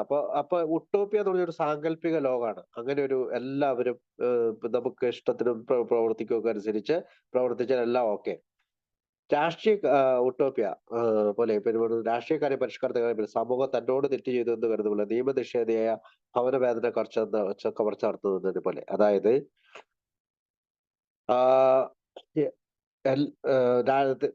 രാഷ്ട്രീയക്കാരെ പരിഷ്കർത്താക്കളുടെ കാര്യങ്ങൾ പറയാണ്. അവരെന്താണ്, എല്ലാവരും ഈ ലോകം മുഴുവനും എല്ലാവരും പരാതക്കാരായാല് നമ്മൾ ഓക്കെ. സമൂഹം തന്നോട് തെറ്റ് ചെയ്തു എന്ന് കരുതുന്ന നിയമനിഷേധ ഭവനവേദന കവർച്ചടത്തുന്നത്. അതായത് കള്ളനെ പോലെ. കള്ളൻ എന്താണ് വിചാരിക്കണേ, എല്ലാവരുടെ കയ്യിലും പണമുണ്ട്, എനിക്ക് മാത്രം പണമില്ല, അപ്പൊ അതുകൊണ്ട് എനിക്ക് അവരുടെ പണം വേണം. അപ്പോ എല്ലാം നഷ്ടപ്പെട്ട ഒടുവിൽ തടവിലാക്കപ്പെട്ട ഒരു അമിത മദ്യാസക്തിനെ പോലെ. എല്ലാം നഷ്ടപ്പെട്ട് തടവിലാക്കപ്പെട്ടെന്ന് പറഞ്ഞാൽ തടവിലാക്കപ്പെട്ട മദ്യത്തിന്റെ അമിത മദ്യാസക്തിനെ പോലെ. ഇതെല്ലാം കൂട്ടിക്കെട്ടിയാണ് ഒരു ഉദാഹരണങ്ങൾ പറഞ്ഞത് അല്ലെ. റിട്ടയർഡ് ബിസിനസ്സുകാരൻ ഫ്ലോറിഡയില് അവിടെ കിടന്നിങ്ങനെ ഒന്നും ചെയ്യാതെ പരാതി പറയാണ്. വൈദികനും പരാതി പറയാണ്. രാഷ്ട്രീയക്കാരും പരിഷ്കർത്താക്കളും പരാതി പറയാണ്. കള്ളനും പരാതി പറയാണ്. അമിത മദ്യാസക്തിനും പരാതി പറയാണ്. പക്ഷെ ഇവിടെ ഒരു നമ്മൾ എന്തെങ്കിലും ചെയ്യാൻ വേണ്ടിയിട്ട് ചെയ്തില്ലെങ്കിലും ഈ സ്വാർത്ഥതയിൽ നിന്ന് നമുക്ക് പിന്നോട്ട് വലിയാൻ കഴിയില്ല. നമ്മുടെ പ്രതിഷേധങ്ങൾ എന്തൊക്കെയായാലും നമ്മൾ പലരും സ്വന്തം കാര്യങ്ങൾ മാത്രം, വെറുപ്പുകളുടെയും സ്വയം സഹതാപത്തിൽ മാത്രം താല്പര്യമുള്ളവരല്ലേ. ഇപ്പൊ എന്തൊക്കെ പ്രതിഷേധങ്ങൾ ഇതിനെപ്പറ്റി നമ്മൾ പറഞ്ഞാലും നമ്മൾ എപ്പോഴും നമ്മളെ പറ്റി ചിന്തിക്കുകയും സ്വയം സഹതാപം, വെറുപ്പുകളിലൊക്കെ ജീവിക്കുന്നുണ്ട്. സ്വാർത്ഥത പ്രശ്നങ്ങളുടെ മൂല കാരണമാണ് എന്ന് നമുക്ക് അറിയുന്നത്. അപ്പൊ റൂട്ട് കോസ് എന്താണ്? ഞാൻ ആദ്യം പറഞ്ഞ പോലെ ഒരു ചെടിക്ക് റൂട്ട് എന്ന് പറഞ്ഞാൽ വേരെങ്ങനെയാണ്? സ്വാർത്ഥതയാണ്. അതുകൊണ്ട് എന്താ ഉണ്ടാകുന്നത്? ചെടി എന്താണ് പുഷ്പിക്കുന്നത്? അങ്ങനെ സ്വാർത്ഥതയിൽ നിറഞ്ഞ ഒരു ചെടിയായിട്ട് നമ്മൾ ഉപമിച്ചു കഴിയുമ്പോൾ കിട്ടുന്നത് എന്താണ്? ഭയം, സ്വന്തമായ വിദ്യാധാരണകൾ, ഭാഗ്യാന്വേഷണങ്ങളാലും സ്വയം സഹതാപത്താലും നയിക്കപ്പെട്ടുകൊണ്ട് നാം നമ്മുടെ സഹജീവികളുടെ മേൽ കുതിര കയറുകയും അവർ തിരിച്ചടക്കുകയും ചെയ്തു. അപ്പോ മറ്റുള്ള ആളുകളുടെ മേൽ നമ്മൾ കുതിര കയറി അവരെ നമ്മൾ തിരിച്ചടിച്ചു. പലപ്പോഴും യാതൊരു പ്രകോപനവുമില്ലെന്ന് വ്യക്തമാക്കുമ്പോൾ നമ്മെ പലപ്പോഴും ദ്രോഹിക്കുന്നു. പക്ഷെ പണ്ടപ്പോഴോ സ്വാർത്ഥ അധിഷ്ഠിതമായ തീരുമാനങ്ങൾ നാം എടുത്തിട്ടുണ്ടെന്നും അത് നമ്മെ പിന്നീട് ദ്രോഹിക്കപ്പെടാത്ത സ്ഥിതിയിൽ എത്തിച്ചു നിർത്തിയിട്ടുണ്ടെന്ന് അനിവാര്യമായും നാം കാണുന്നു. അപ്പോ മറ്റുള്ളവരെ നമ്മളെ പണ്ട് നമ്മളെടുത്തത് എന്താണ്? സ്വാർത്ഥതയിൽ അധിഷ്ഠിതമായ തീരുമാനങ്ങൾ എടുത്തതുകൊണ്ടാണ് ആ സ്ഥിതിയിൽ പലപ്പോഴും മറ്റുള്ളവർ നമ്മളെ ദ്രോഹിച്ചത് എന്ന് നാം ഇപ്പോൾ കാണുകയാണ്. കുടിയുടെ കാലഘട്ടത്തിൽ ഞാൻ എപ്പോഴോ സ്വാർത്ഥതയിൽ അധിഷ്ഠിതമായ പല തീരുമാനങ്ങൾ എടുത്തിട്ടുണ്ട്. പക്ഷെ ഇപ്പോ അതാണ് ദ്രോഹിക്കപ്പെടാത്ത സ്ഥിതിയിൽ എത്തിച്ചു നിർത്തിയിരുന്നത് അനിവാര്യമായിട്ടെന്ന് നമുക്ക് കാണുന്നു. അപ്പോ അടുത്ത് വായിക്കാവോ? അതുകൊണ്ട് അടിസ്ഥാനപരമായ നമ്മുടെ കുഴപ്പങ്ങൾ നമ്മുടെ തന്നെ സൃഷ്ടികളാണെന്ന് വിചാരിക്കുന്നു. നമ്മളിൽ നിന്ന് തന്നെയാണിത് ഉയർന്നു വരുന്നത്. സ്വേച്ഛയാൽ നയിക്കപ്പെട്ട് കുഴപ്പത്തിലെത്തിയതിന് അമിത മദ്യപാനസക്തൻ ഒരു കടുത്ത ഉദാഹരണമാണ്. അയാൾ പലപ്പോഴും അങ്ങനെ കരുതുന്നില്ലെങ്കിലും അമിത മദ്യപാനാസക്തരായ നമ്മൾ എല്ലാറ്റിനുമുപരിയായി ഈ സ്വാർത്ഥത ഉപേക്ഷിക്കണം. നമ്മൾ അങ്ങനെ ചെയ്തേ പറ്റൂ, അല്ലെങ്കിൽ അത് നമ്മെ നശിപ്പിക്കും. ദൈവം അത് സാധ്യമാക്കുന്നു. അദ്ദേഹത്തിന്റെ സഹായമില്ലാതെ പൂർണ്ണമായി സ്വാർത്ഥതയിൽ നിന്നും മോചിതനാകുന്നതിന് മറ്റു മാർഗമുള്ളതായി കാണപ്പെടുന്നില്ല. ധാർമ്മികവും താത്വികവുമായ ദൃഢവിശ്വാസങ്ങൾ സമൃദ്ധമായി നമുക്കുണ്ടായിരുന്നു. പക്ഷേ അതനുസരിച്ച് ജീവിക്കണമെന്ന് ആഗ്രഹിച്ചിരുന്നുവെങ്കിലും അതിന് നമുക്ക് കഴിഞ്ഞില്ല.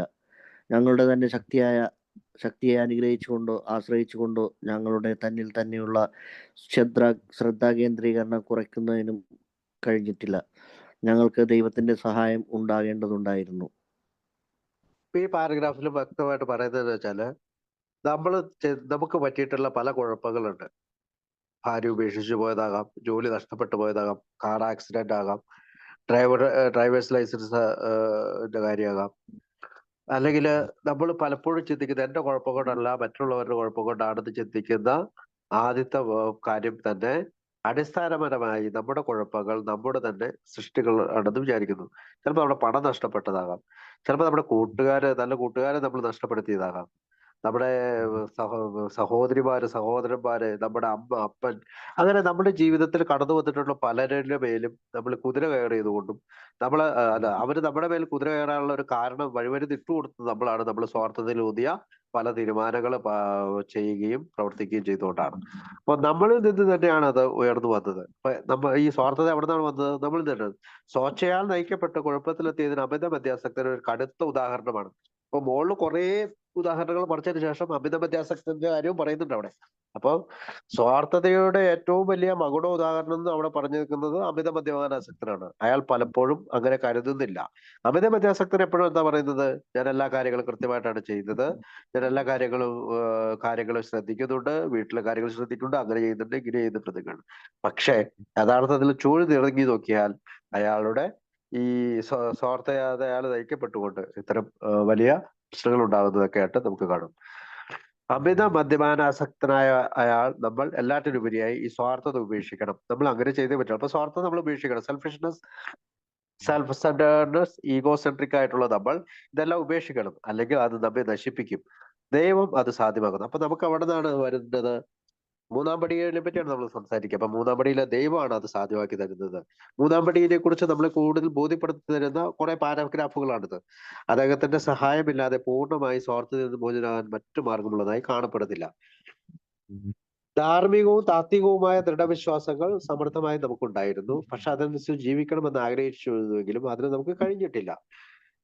ഞങ്ങളുടെ തന്നെ ശക്തിയെ ആഗ്രഹിച്ചുകൊണ്ടോ ആശ്രയിച്ചുകൊണ്ടോ ഞങ്ങളുടെ തന്നിൽ തന്നെയുള്ള ശ്രദ്ധാകേന്ദ്രങ്ങൾ കുറിക്കാനും കഴിഞ്ഞിട്ടില്ല. ഞങ്ങൾക്ക് ദൈവത്തിന്റെ സഹായം ഉണ്ടാകേണ്ടതുണ്ടായിരുന്നു. എന്താണ്?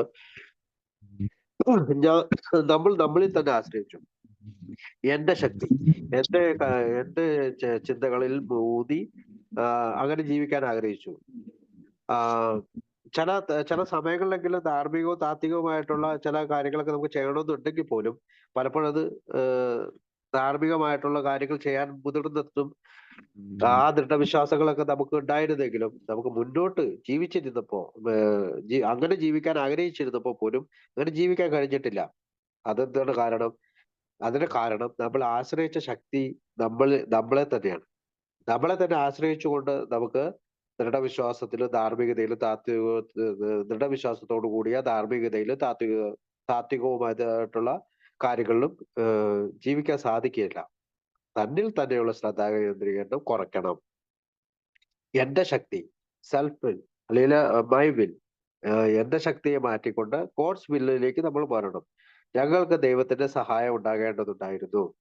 അടുത്ത് വായിക്കാവോ? ദൈവത്തിന്റെ സഹായത്തെ കുറിച്ചുള്ളതാണ് അടുത്ത് പറയുന്നത്. അടുത്ത് വായിക്കാവോ? ഇങ്ങനെ ആവുന്നതിന്റെ കാര്യകാരണങ്ങൾ ഇതാണ്. ഒന്നാമതായി, ദൈവത്തെ കളിപ്പിക്കുന്ന ഏർപ്പാട് ഞങ്ങൾക്ക് ഉപേക്ഷിക്കേണ്ടതുണ്ടായിരുന്നു. അതുകൊണ്ട് ഒന്നും നടന്നിരുന്നില്ല. അടുത്തതായി ഇങ്ങോട്ട് ഈ ജീവിത നാടകത്തിൽ ഞങ്ങളുടെ ഡയറക്ടർ ദൈവമായിരിക്കും എന്ന് ഞങ്ങൾ തീരുമാനമെടുത്തു. അദ്ദേഹമാണ് മുതലാളി, ഞങ്ങൾ വെറും ഏജന്റുമാർ മാത്രം. അദ്ദേഹമാണ് പിതാവ്, ഞങ്ങൾ അദ്ദേഹത്തിന്റെ മക്കളും. മിക്ക നല്ല ആശയങ്ങളും ലളിതമാണ്. മോചനത്തിലേക്ക് ഞങ്ങൾ നടന്നു നീങ്ങിയ വിജയകരമായ കവാടത്തിന്റെ മൂലക്കല്ല് ഈ ആശയമായിരുന്നു. അപ്പോ രണ്ട് കാര്യങ്ങളാണ് ഇവിടെ പറഞ്ഞിരിക്കുന്നത്. ഇങ്ങനെയാവുന്നതിന്റെ കാര്യകാരണങ്ങൾ ഇതാണ്. ഒന്നാമതായി, ദൈവത്തെ കളിപ്പിക്കുന്ന ഏർപ്പാടെന്നല്ല, ദൈവം കളിക്കുന്ന ഏർപ്പാടെന്നാണ് ഇംഗ്ലീഷ് ബുക്കില്. ക്വിറ്റ് പ്ലേയിങ് ഗോഡ് എന്നാണ്. അതായത് നമ്മൾ ദൈവം കളിക്കുന്ന ഏർപ്പാട് നിർത്തുക എന്നാണ്. ദൈവത്തെ കളിപ്പിക്കുന്ന ഏർപ്പാടെന്നാണ് അവിടെ എഴുതിയിരിക്കുന്നത്. തെറ്റാണ്. ക്വിറ്റ് പ്ലേയിങ് ഗോഡ് എന്ന്. അപ്പൊ ദൈവം കളിക്കുന്ന ഏർപ്പാട് ഞങ്ങൾക്ക് ഉപേക്ഷിക്കേണ്ടതുണ്ടായിരുന്നു, അതുകൊണ്ട് ഒന്നും നടന്നിരുന്നില്ല. അടുത്തതായി, ഇനി അങ്ങോട്ട് ഈ ജീവിത നാടകത്തിൽ ഞങ്ങളുടെ ഡയറക്ടർ ദൈവമായിരിക്കും എന്ന് ഞങ്ങൾ തീരുമാനമെടുത്തു. അദ്ദേഹമാണ് മുതലാളി, ഞങ്ങൾ ഇവിടെ ഏജന്റുമാരാണ്. അദ്ദേഹമാണ് പിതാവ്, ഞങ്ങൾ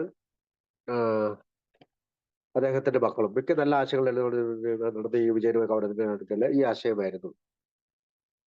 ഇപ്പൊ രണ്ട് കാര്യങ്ങളാണ്. എങ്ങനെയാണ് എന്റെ സ്വാർത്ഥതയിൽ നിന്ന് എനിക്ക് മോചനം നേടുന്നത്? ഹൗ? അതിന്റെ ഉത്തരം എന്താണ്? ഹൗ എന്നതിന്റെ ഉത്തരം ക്വിറ്റ് പ്ലേയിങ് ഗോഡ്, അതായത് ദൈവം കളിക്കുന്ന ഏർപ്പാടങ്ങ് നിർത്തിക്കൊള്ളുക. വൈ? എന്തുകൊണ്ടാണ് അത് നിർത്തേണ്ട കാരണം? It didn't work. ഇത് വർക്ക് ചെയ്തില്ല, അതുകൊണ്ട് ഒന്നും നടന്നിരുന്നില്ല എന്നുള്ളതാണ്. ഇംഗ്ലീഷ് ബുക്കിൽ അത് പറയുന്നത് ഇറ്റ് ഡിഡിന്റ് വർക്ക് എന്നാണ്. അപ്പോ ദൈവത്തെ കളിപ്പിക്കുന്ന ഏർപ്പാടെന്നല്ല, ദൈവം കളിക്കുന്ന ഏർപ്പാട് നിർത്തി കഴിഞ്ഞാൽ എന്തുകൊണ്ടാണ് നിർത്തേണ്ടത്? അത് വർക്ക് ആവുന്നില്ല. Next, we decide to fear after in this drama of life God was going to be our director. എന്താണ് ഇനി നമ്മുടെ ജീവിത നാടകത്തിൽ എന്താണ് സംഭവിക്കുക? നമ്മള് ദൈവത്തെ ഡയറക്ടർ ആക്കുന്നു. He is the principal, we are his agents. He is the father and we are his children. Most good idea or symbol, and the concept was the keystone of the new and a triumphant arch through which we passed to freedom. ഇപ്പോ നമുക്കറിയാം, നമ്മുടെ ഈ പാടികളെല്ലാം ചെയ്യുന്നത് നമ്മളൊരു സ്വാതന്ത്ര്യത്തിലേക്ക്, സന്തോഷത്തിലേക്ക്, happy Joyce and free എന്ന് പറഞ്ഞു. അപ്പൊ happy Joyce and ഫ്രീയിലേക്ക് പോകുന്ന ഒരു ആർച്ചിനെ പറ്റിയാണ് ബിൽ ഡബ്ല്യു പറയാ. അപ്പൊ നമ്മൾ ഈ ആർച്ചിന്റെ പ്രധാനപ്പെട്ട ഒരു കാര്യം പറയുകയാണ് അദ്ദേഹം അവിടെ. എന്താണ്? നമ്മൾ ദൈവത്തെ നമ്മുടെ ഡയറക്ടറായിട്ട് സ്വീകരിക്കുന്നു. ദൈവം നമ്മുടെ മുതലാളിയായിട്ട് സ്വീകരിക്കുന്നു. നമ്മൾ അദ്ദേഹത്തിന്റെ ഏജന്റുമാണ് മൊത്തം. അദ്ദേഹമാണ് പിതാവ്, ഞങ്ങൾ അദ്ദേഹത്തിന്റെ മക്കളും. മിക്ക നല്ല ആശയങ്ങൾ ലളിതമാണ്. മോചനത്തിലേക്ക് ഞങ്ങൾ നടത്തിയ വിജയകരമായ കവാടത്തിന്റെ മൂലക്കല്ല്, കോർണർ സ്റ്റോൺ ഇതാണ് എന്നാണ് പറയുന്നത്. ഇപ്പൊ ഒരു ആർച്ചായിട്ട് സങ്കല്പിച്ച ആർച്ചിന്റെ മൂലക്കല്ല് ഇതാണ്. അതിനുശേഷം അടുത്ത ഇതിൽ പറയാം. വായിക്കാവോ?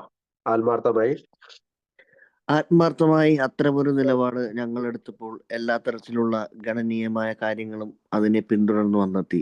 ഞങ്ങൾക്കൊരു പുതിയ യജമാനനുണ്ടായി. അദ്ദേഹത്തോട് സമീപവർത്തിയായിരിക്കുകയും അദ്ദേഹത്തിന്റെ ജോലി നന്നായി നിർവഹിക്കുകയും ചെയ്തു. സർവശക്തനായ അദ്ദേഹം ഞങ്ങൾക്ക് ആവശ്യമുള്ളതൊക്കെ തന്നു. അത്തരമൊരു നിലപാടിൽ ഉറച്ചു നിന്നപ്പോൾ ഞങ്ങൾ ഞങ്ങളുടെ തന്നെ നിസ്സാരങ്ങളായ പ്ലാനുകളിലും കളമൊരുക്കങ്ങളിലും സാവധാനത്തിൽ താല്പര്യം കുറഞ്ഞവരായി തീർന്നു.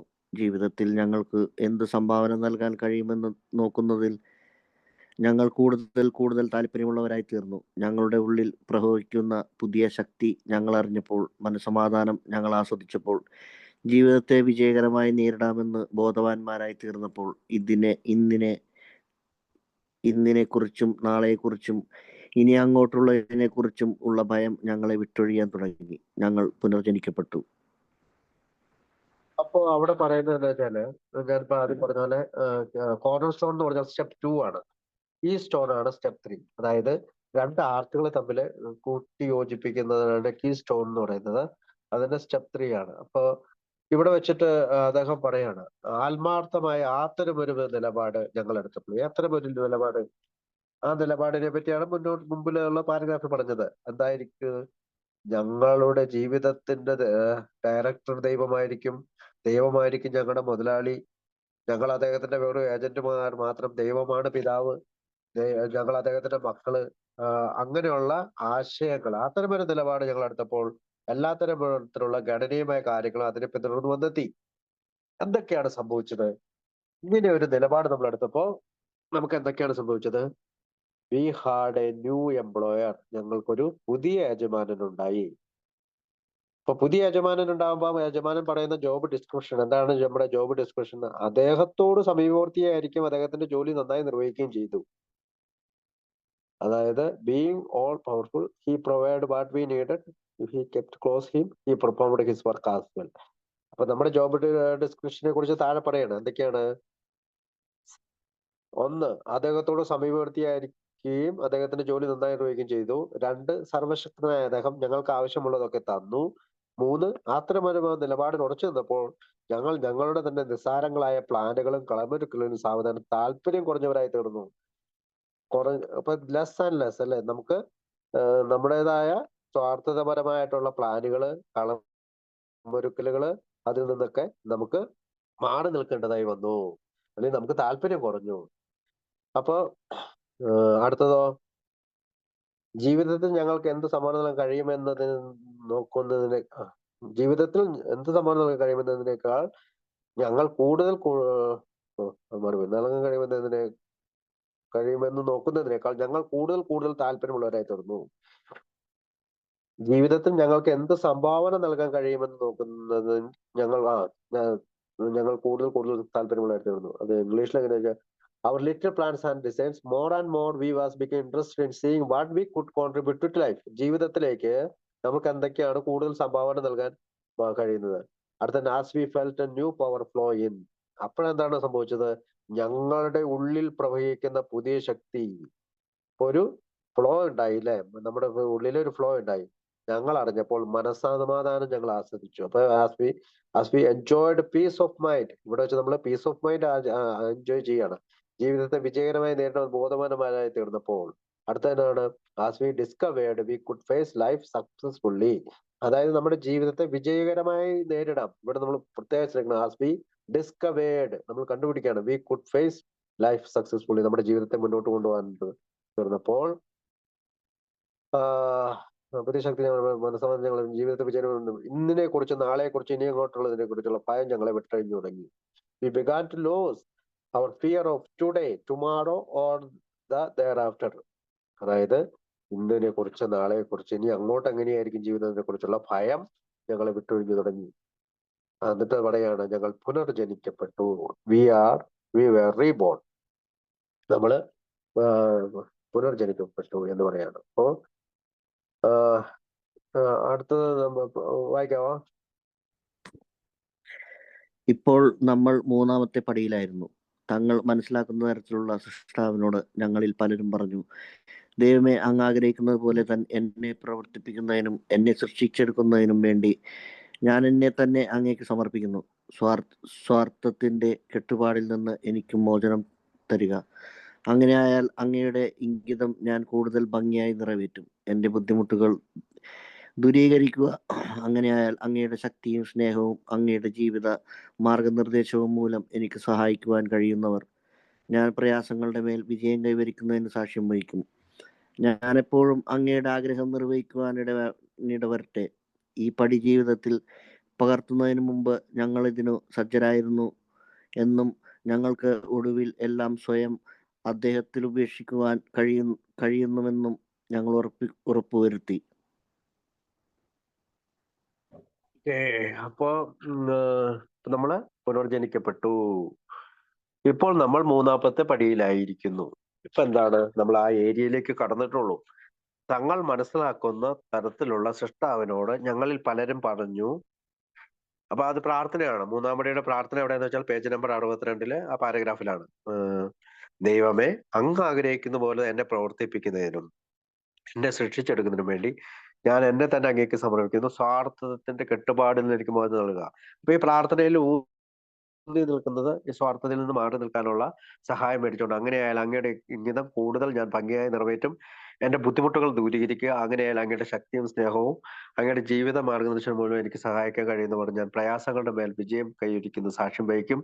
ഞാൻ എപ്പോഴും അങ്ങയുടെ ആഗ്രഹം നിർവഹിക്കാൻ ഇടവരട്ടെ. ഈ പടി ജീവിതത്തിൽ പകർത്തുന്നതിന് മുമ്പ് ഞങ്ങൾ അതിന് സജ്ജമായിരുന്നുവെന്നും ഞങ്ങൾക്ക് ഒടുവിലെല്ലാം സ്വയം അദ്ദേഹത്തിന് ഉപേക്ഷിക്കുവാൻ കഴിയുമെന്നും ഞങ്ങൾക്ക് ഉറപ്പുവരുത്തി. അപ്പോ പൂർണ്ണമായിട്ടും നമ്മുടെ ഹയർ പവറിലേക്കുള്ള ഒരു ആശ്രയത്വത്തിലേക്ക് നമ്മൾ അവിടെ വന്നു ചേരുവാണ്. ആ പ്രാർത്ഥനയിലൂടെ നമ്മൾ അതിനാഗ്രഹിക്കുകയും നമ്മുടെ ബുദ്ധിമുട്ടുകളൊക്കെ ദൂരീകരിക്കാനും അതിനകത്ത് സ്വാർത്ഥതയിൽ നിന്ന് മാറി നിൽക്കാനുള്ള നമ്മുടെ ബുദ്ധിമുട്ടുകൾ ദൂരീകരിച്ചാൽ മാത്രമാണ് അങ്ങയുടെ ഇഷ്ടം, അങ്ങയുടെ ഇംഗിതം ഭംഗിയായിട്ട് നിറവേറ്റാൻ പറ്റുള്ളൂ എന്നൊക്കെയാണ് ആ പ്രാർത്ഥന. നമുക്കത് മനസ്സിലാവുന്ന തരത്തിലുള്ള ഒരു പ്രാർത്ഥനയാണ്. അപ്പൊ അടുത്തത് വായിക്കാവാ.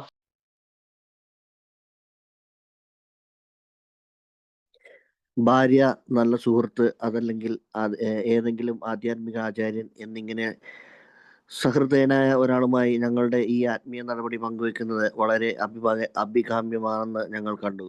പക്ഷേ തെറ്റായി ധരിക്കാനിടയുള്ള ഒരാളെ കാണുന്നതിനേക്കാൾ ദൈവത്തോട് നേരിട്ട് ഒറ്റയ്ക്ക് കൂടിക്കാഴ്ച നടത്തുന്നതാണ് നല്ലത്. ഉപാധികളൊന്നും കൂടാതെ അത് ഉച്ചരിച്ചുകൊണ്ടുള്ള തികച്ചും ഐച്ഛികമായ നിലയിലുള്ളതായിരുന്നു ദൈവം എന്ന പദപ്രയോഗത്തിന്റെ പ്രകടമായ ആശയം. സത്യസന്ധമായും വിനയത്തോടും ചെയ്താൽ ചിലപ്പോൾ വളരെ മഹത്തായ നിലയിൽ തന്നെ ഫലവത്തും ആ ഒരു തുടക്കം മാത്രമായിരുന്നു അത് ഉടനെ അനുഭവസിദ്ധമാക്കുന്ന ഒന്ന്. അപ്പൊ അടുത്തത് നമ്മളെ ഭാര്യ അല്ലെങ്കിൽ നമ്മുടെ സുഹൃത്ത്. അപ്പൊ അന്നത്തെ കാലത്താണ് 1939 എഴുതിയ ഒരു പുസ്തകമാണ് ഭാര്യ, നല്ല സുഹൃത്ത്, അതല്ലെങ്കിൽ ഏതെങ്കിലും ഒരു ആധ്യാത്മിക ആചാര്യൻ എന്തെങ്കിലും സഹൃദയനാളുമായി ഞങ്ങളുടെ ആത്മീയ നടപടി പങ്കുവെക്കുന്നതിന് വളരെ അഭിമുഖമാണെന്ന് കണ്ടു. പക്ഷെ ഇന്ന് ഏകദേശം 90 വർഷങ്ങളും പിന്നിട്ടിരിക്കുന്നു. നമുക്ക് ഒത്തിരി ആത്മീയ ആചാര്യന്മാർ നമ്മളോടൊപ്പം തന്നെയുണ്ട്, ആൾക്കോളിസത്തിന്റെ ഉള്ളിലുണ്ട്.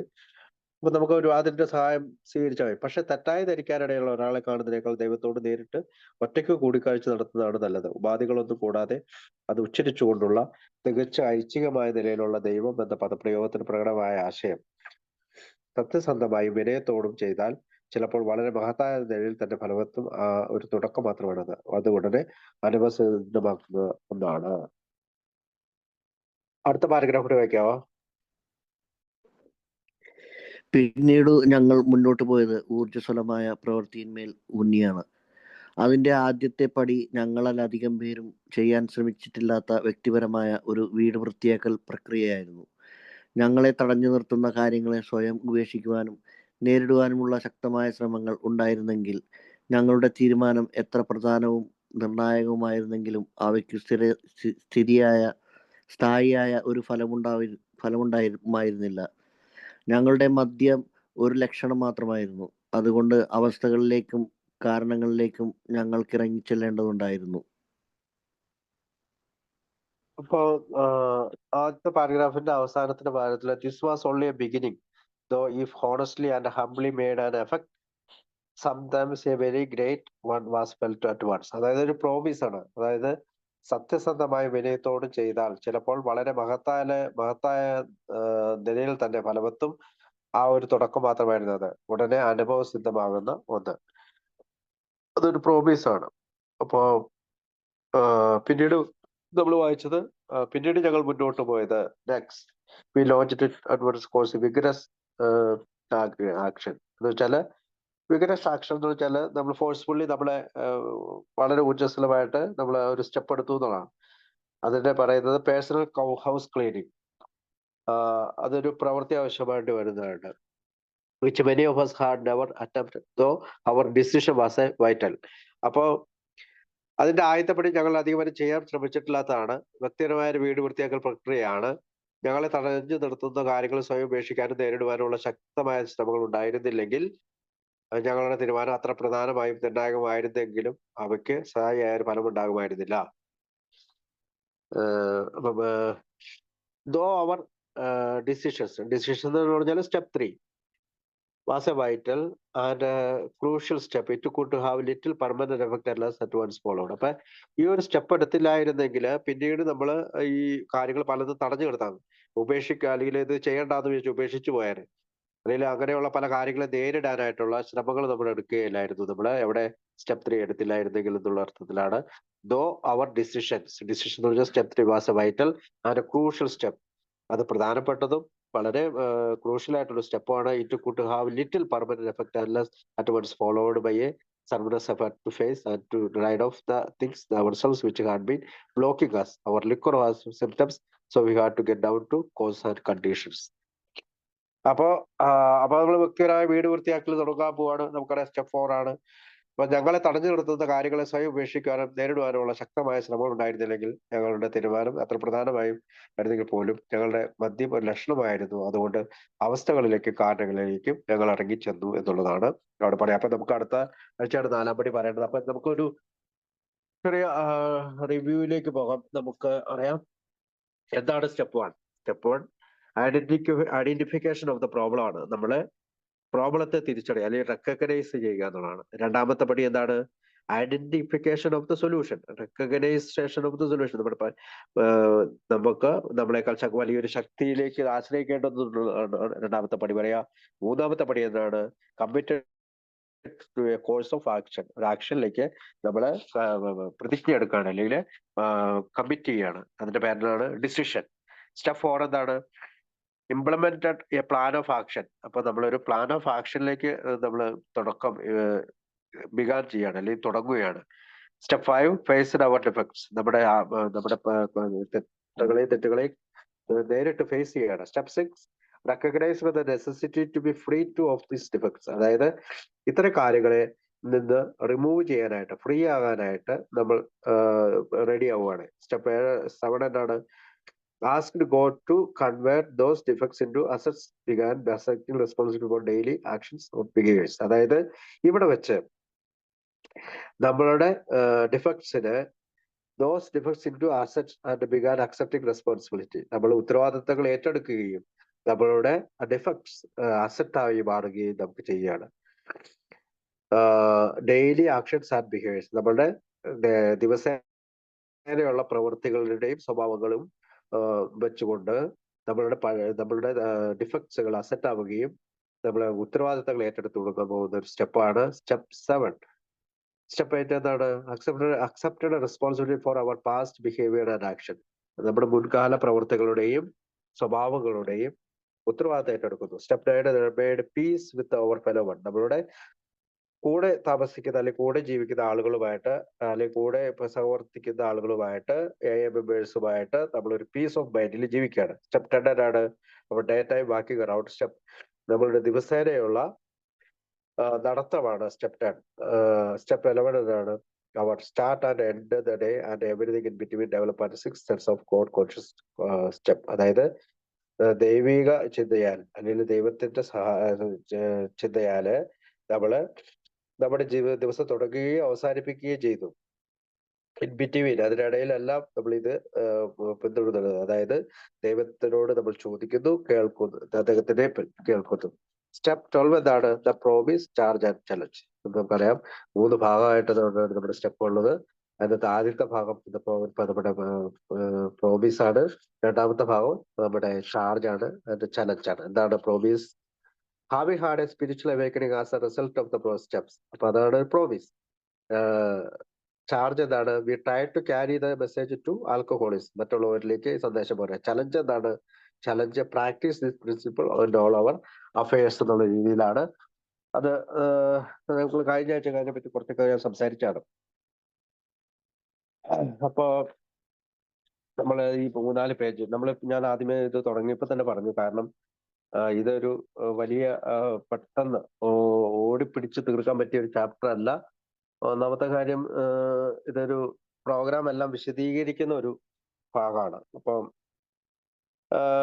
ഇവിടെ നമ്മൾ ഇതിന്റെ ഒരു റിവ്യൂ എടുക്കാനായിട്ട്, കഴിഞ്ഞ ദിവസങ്ങളൊക്കെ പറഞ്ഞതിന്റെ റിവ്യൂ എടുക്കാനായിട്ടാണ് നമ്മൾ അപ്പൊ നമുക്കറിയാം, ആദ്യമേ ബിൽ ഡബ്ല്യു ഇതിനെ എഴുതിയത് യു എന്നുള്ള രീതിയിലാണ്. നിങ്ങൾ ഇങ്ങനെ ചെയ്യണം, നിങ്ങൾ അങ്ങനെ ചെയ്യണം എന്നുള്ളത്. പക്ഷെ അത് പിന്നീട് അദ്ദേഹം തിരുത്തുകയും വി എന്ന രീതിയിലേക്ക് മാറ്റുകയും ചെയ്തു. അപ്പൊ ഈ പുസ്തകത്തിന്റെ ഈ അധ്യായത്തിന്റെ ആദ്യ ഭാഗം തുടങ്ങുന്നത് തന്നെ റെയർലി എന്ന് നോക്കിക്കൊണ്ടാണ്. എന്താണ് റെയർലി? അപ്പൊ റെയർലി എന്ന് പകരം നെവർന്നോ അല്ലെങ്കിൽ ഒരിക്കലും സംഭവിക്കില്ല എന്നുള്ള രീതിയിലല്ല അദ്ദേഹം കൊടുത്തത്. കാരണം റെയർലി എന്നുള്ളൊരു ഇതാണ്. അപ്പൊ നെവർന്ന് കൊടുത്തു കഴിഞ്ഞാൽ ഒരിക്കലും സംഭവിക്കുന്നില്ല, അല്ലെങ്കിൽ നമ്മുടെ പാത തികച്ചും പിന്തുടരുന്നവർ ഒരിക്കലും പരാജയപ്പെടുന്നില്ല എന്ന് പറയുന്നതിന് പകരം റെയർലി എന്നുള്ള വാക്കാണ്. വളരെ വിരളമായിട്ടാണ് കണ്ടിട്ടുള്ളൂ എന്നുള്ള രീതിയിലാണ് അത് കൊടുത്തിരിക്കുന്നത്. ഓക്സ്ഫോർഡ് ഗ്രൂപ്പിലെ ഈ 100% പ്യൂരിറ്റി അല്ലെങ്കിൽ എല്ലാം കൃത്യമായി നടന്നു പോകുന്നു എന്നുള്ള ഒരു ആശയത്തെ മാറ്റി നിർത്താനായിട്ടാണ് അദ്ദേഹം പറയുന്നത്. അതായത് ഒരു 100% ക്ലെയിം നമ്മൾ അതിനകത്ത് ചെയ്യുന്നില്ല. ഈ പ്രോഗ്രാം നമ്മൾ പ്രവർത്തിച്ചാലാണ് നമുക്ക് 100% റിസൾട്ട് കിട്ടുക. അപ്പോൾ അതുപോലെ തന്നെ അതിനകത്തൊരു വാക്കുള്ളത് കെനോട്ട് ഓർ വിൽ നോട്ട് എന്നാണ്. അതായത് നമ്മുടെ അനുഭവം എടുക്കട്ടെ.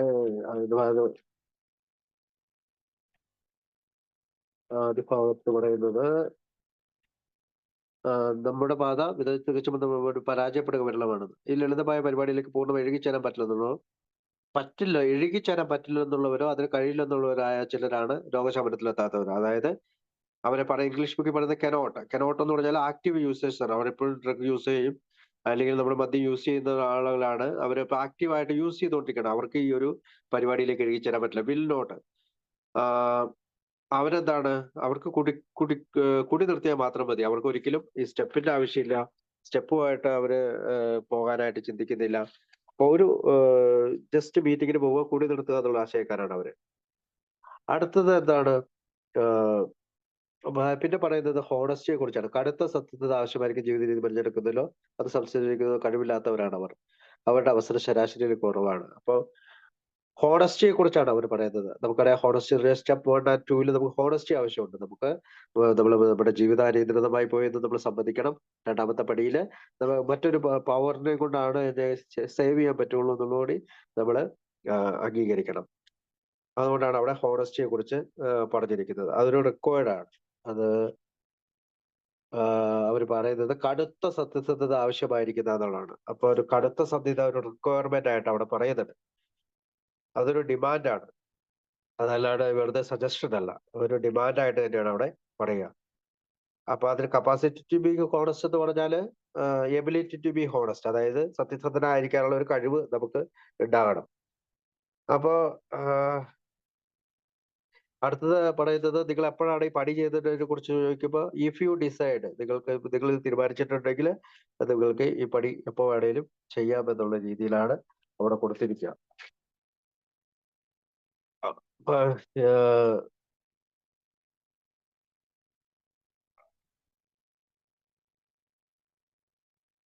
നമുക്കറിയാം rarely have seen a person fail who has thoroughly followed our path.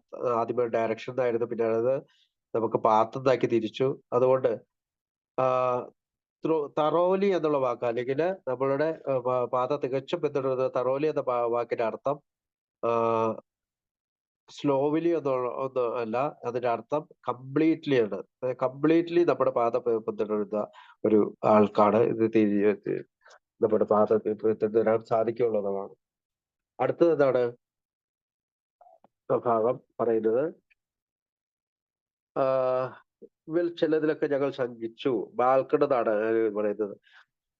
കുറെ കൂടി മൃദുവും എളുപ്പമുള്ള മാർഗം കണ്ടെത്താമെന്ന് കരുതി. അതായത് ജസ്റ്റ് മീറ്റിങ്ങിന് പോവുക, മീറ്റിങ്ങിൽ തന്നെ ഇരിക്കുക, മറ്റുള്ളവരോട് മെമ്പേഴ്സോട് സംസാരിക്കുക, പക്ഷെ ഗ്രൂപ്പിലൊന്നും അല്ലെങ്കിൽ പണികളൊന്നും ചെയ്യാതിരിക്കുക എന്നുള്ള എളുപ്പമുള്ള മാർഗം.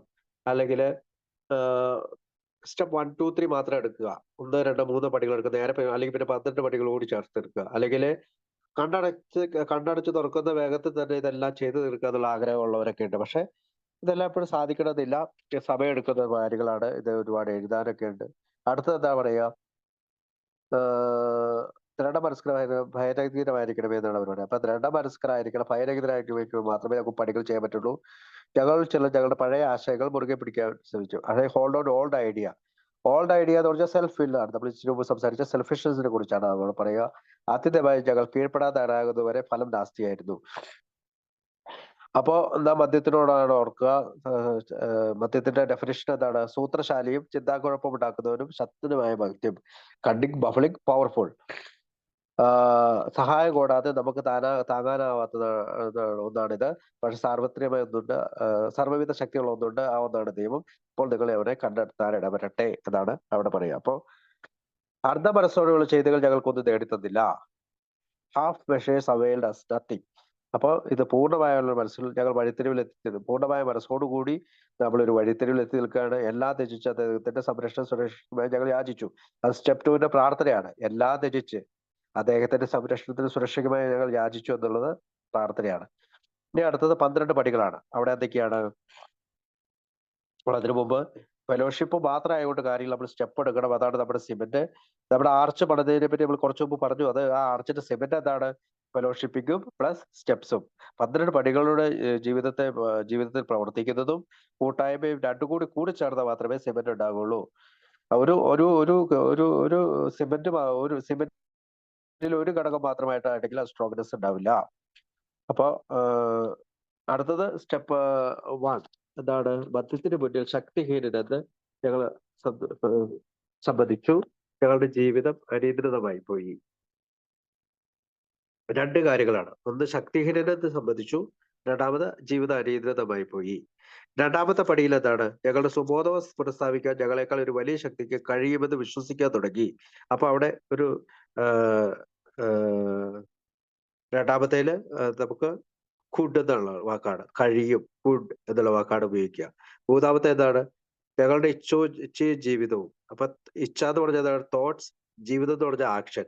ഞങ്ങൾ മനസ്സിലാക്കുന്ന ദൈവത്തിന്റെ സംരക്ഷണത്തിൽ വിട്ടുകൊടുക്കാൻ തീരുമാനിച്ചു. അവിടെ ഒരു ഡിസിഷൻ എടുക്കുകയാണ്. നാലാമത്തെ കാര്യം എന്താണ്? ഞങ്ങൾ ആത്മപരിശോധന നടത്തി ഭയം കൂടാതെ ധാർമ്മിക നിലവാരത്തെ വിലയിരുത്തി. അപ്പോ നമ്മളുടെ സ്റ്റെപ്പ് 3 വെച്ചിട്ട് നമ്മുടെ തിങ്കിങ്ങിനെ തിരിച്ചുവിടാൻ തീരുമാനിച്ചെങ്കിലും നമ്മൾ എപ്പോഴാണ് തിരിച്ചുവിടുന്നത്? 4, 5, 6, 7, 8, 9 പടികൾ ചെയ്തതിന് ശേഷമാണ് ടേൺ ഓവർ ടു ഗോഡ്. 9ാമത്തെ പടിയിൽ വെച്ചിട്ടാണ് നമ്മൾ ടേൺ ഓവർ ടു ഗോഡ് എന്ന് പറയുന്നത്. അതൊരു പ്രോസസ്സാണ്. അതിന് 4, 5, 6, 7, 8, 9 ഒരു ആക്ഷൻ പ്രോസസ്സാണ് അത്. ആ റിസൾട്ട് എന്താണ്? റിസൾട്ടാണ് turn our will to God's will എന്ന് പറയുന്ന റിസൾട്ടിലേക്ക് വരുന്നത്. അടുത്തത് നാലാമത്തെ പടിയിൽ എന്താണ്? സെർച്ചിങ് എന്ന് പറഞ്ഞാൽ ഫാക്ട് ഫൈൻഡിങ്. ഫിയർലെസ് എന്ന് പറഞ്ഞാൽ ഫാക്ട് ഫേസിങ്, അതായത് ഫാക്ട് ഫൈൻഡിങ്. നമ്മൾക്ക് സംഭവിച്ചത് എന്താണ് നമ്മൾ കണ്ടുപിടിക്കാൻ തുടങ്ങി. ഫിയർലെസ് എന്ന് പറഞ്ഞാൽ നമ്മൾ ആ കാര്യങ്ങളെ നമ്മൾ ഫേസ് ചെയ്യാൻ തുടങ്ങി. മോറൽ, അതായത് ധാർമ്മിക അതിന് എന്താ പറയുന്നത്? ട്രൂത്ത് എന്നാണ്. ധാർമ്മിക നിലവാരം എന്ന് പറഞ്ഞാൽ എന്താണ്? ട്രൂത്ത്, സത്യസന്ധമായിട്ട്. ഇൻവെന്ററി എന്ന് പറഞ്ഞാല് ഞങ്ങൾ ആത്മപരിശോധന നടത്തി ധാർമ്മിക നിലവാരത്തെ വിലയിരുത്തുകയും ചെയ്തു. അപ്പൊ അതിന്റെ ഇൻവെന്ററി എന്ന് പറഞ്ഞാല് ഒരു ലിസ്റ്റാണ്, അല്ലെ? നമ്മൾ ഒരു ലിസ്റ്റിൽ എല്ലാം എഴുതി തയ്യാറാക്കുവാൻ. ഇൻവെന്ററി എന്ന വാക്കിന്റെ അർത്ഥം ഐറ്റമൈസ്ഡ് ലിസ്റ്റ് എന്നാണ്. ഇംഗ്ലീഷിലെ ആ വാക്കിന്റെ തർജ്ജിമ ഞാൻ നോക്കിയിട്ട് ഐറ്റമൈസ്ഡ് ലിസ്റ്റ്. അപ്പൊ ഓരോ കാര്യങ്ങൾ എന്തൊക്കെയുണ്ടെന്നുള്ളത് ഐറ്റമൈസ്ഡ് ലിസ്റ്റ് ആണ്. ഇതൊരിക്കലും 4ാം പടി എന്ന് പറയുന്നത് ഒരു ജീവിതത്തിന്റെ കഥ എഴുതുക എന്നുള്ളതല്ല. നമ്മളുടെ തെറ്റുകളും കുറ്റങ്ങളും കണ്ടുപിടിക്കുക, അത് മാത്രമല്ല. അത് എന്താണെന്ന് നമ്മൾ പിന്നീട് അടുത്ത ആഴ്ച സംസാരിക്കുന്നുണ്ട്.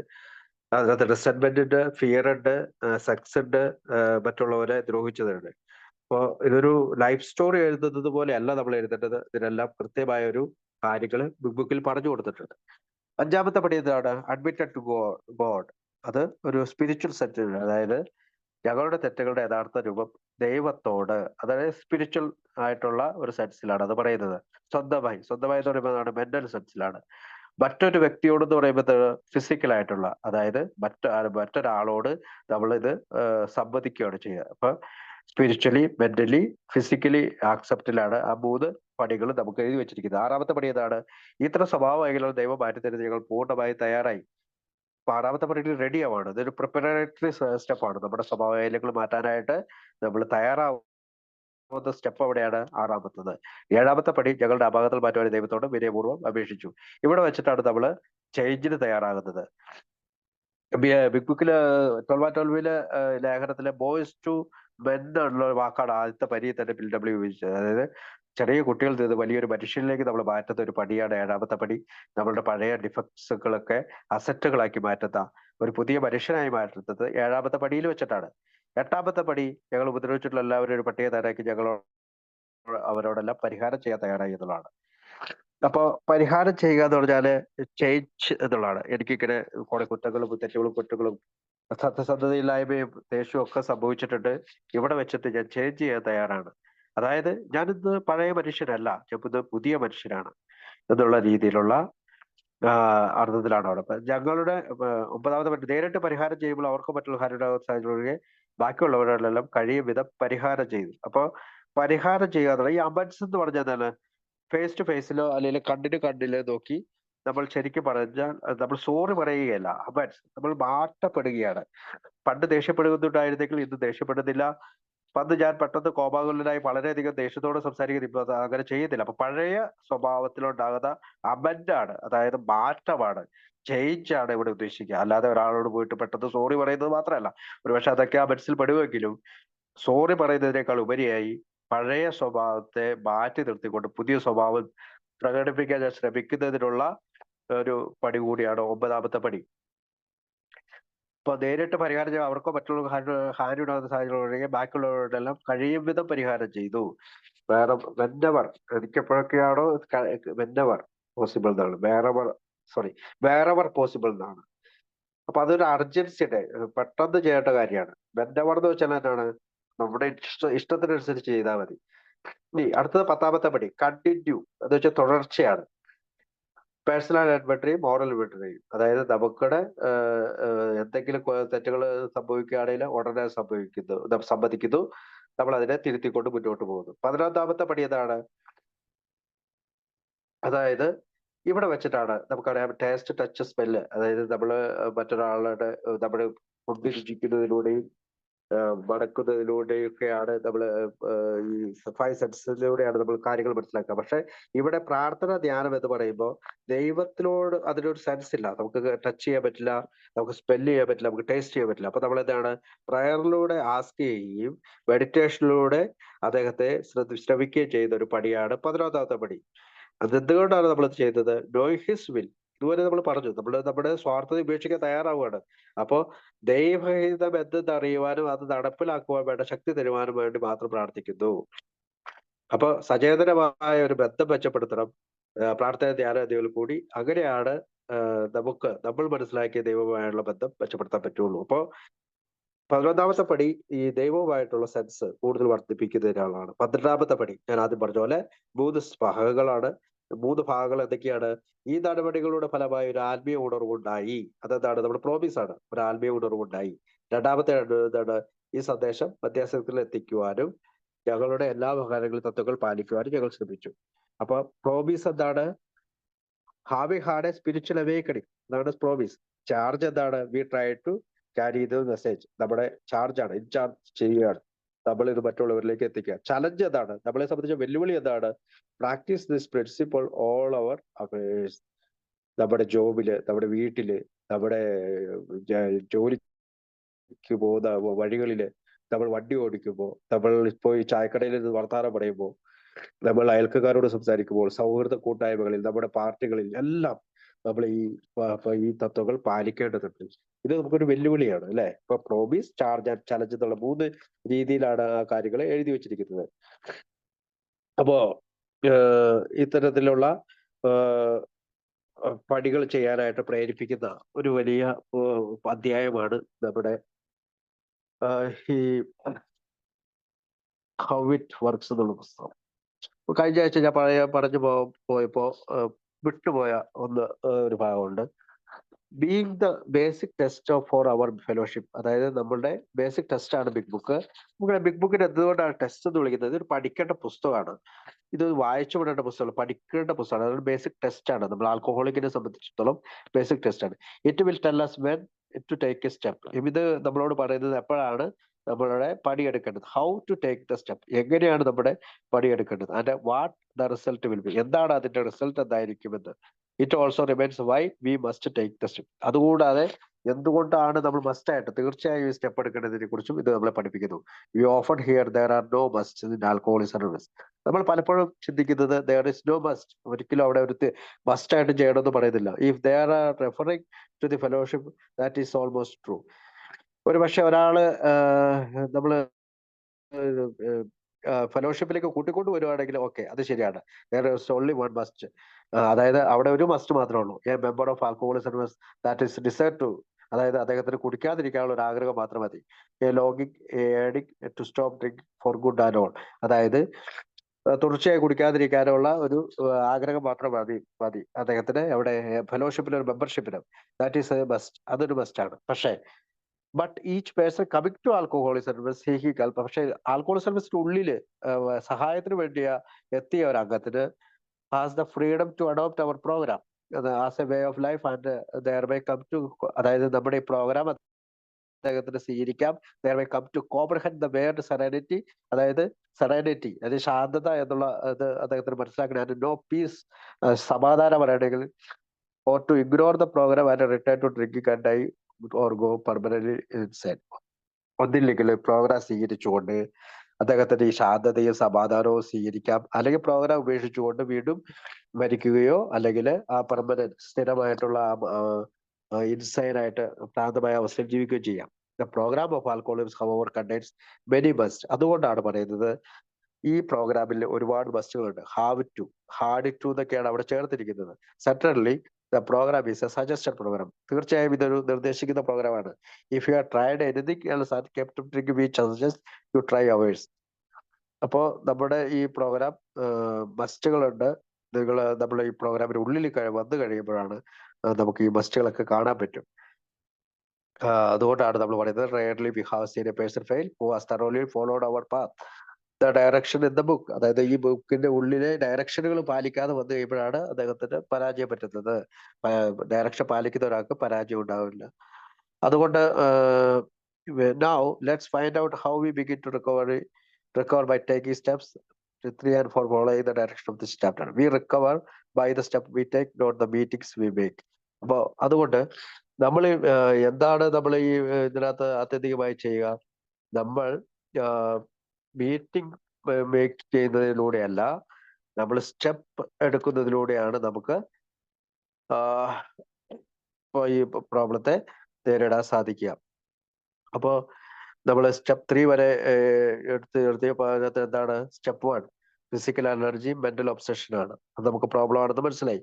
സ്റ്റെപ്പ് 2 എന്താണ്? ഫെലോഷിപ്പിന്റെ സപ്പോർട്ടിനാലും സ്പിരിച്വൽ എക്സ്പീരിയൻസിനാലും എനിക്കൊരു പവർ കണ്ടെത്താൻ കഴിയുമെന്ന് ഞാൻ വിശ്വസിച്ചു. അപ്പൊ അതൊരു സൊല്യൂഷനായി നമ്മൾ കണ്ടെത്തി. ആദ്യം പ്രശ്നത്തെ കണ്ടെത്തി, രണ്ടാമത്തെ പടിയിൽ സൊല്യൂഷനെ കണ്ടെത്തി, മൂന്നാമത്തെ പടിയിൽ ഡിസിഷനിലേക്ക് എത്തി, നമ്മള് ടേണിംഗ് പോയിന്റിലേക്ക് എത്തുകയാണ്. അപ്പോ ഈ മൂന്നാമത്തെ പടിയിൽ എത്തിക്കഴിയുമ്പോഴാണ് നമുക്ക് കൂടുതൽ ഈ മൂന്നാമത്തെ പടിയിൽ എത്തുന്നതുകൊണ്ടാണ് നമ്മൾ നാലാമത്തെ പടിയിലേക്ക് കയറാനായിട്ട് നമുക്ക് മനസ്സിലാവുന്നത്. അപ്പോൾ എന്താണ് ഹൗ ഇറ്റ് വർക്ക്സിന്റെ ടോട്ടൽ നമുക്ക് കിട്ടുന്നത്? Completely give yourself to the simple programme. അതായത് നമ്മൾക്ക് പൂർണ്ണമായും നമ്മുടെ ഈ പ്രോഗ്രാമിലേക്ക് എഴുകിച്ചേരാൻ സാധിക്കും.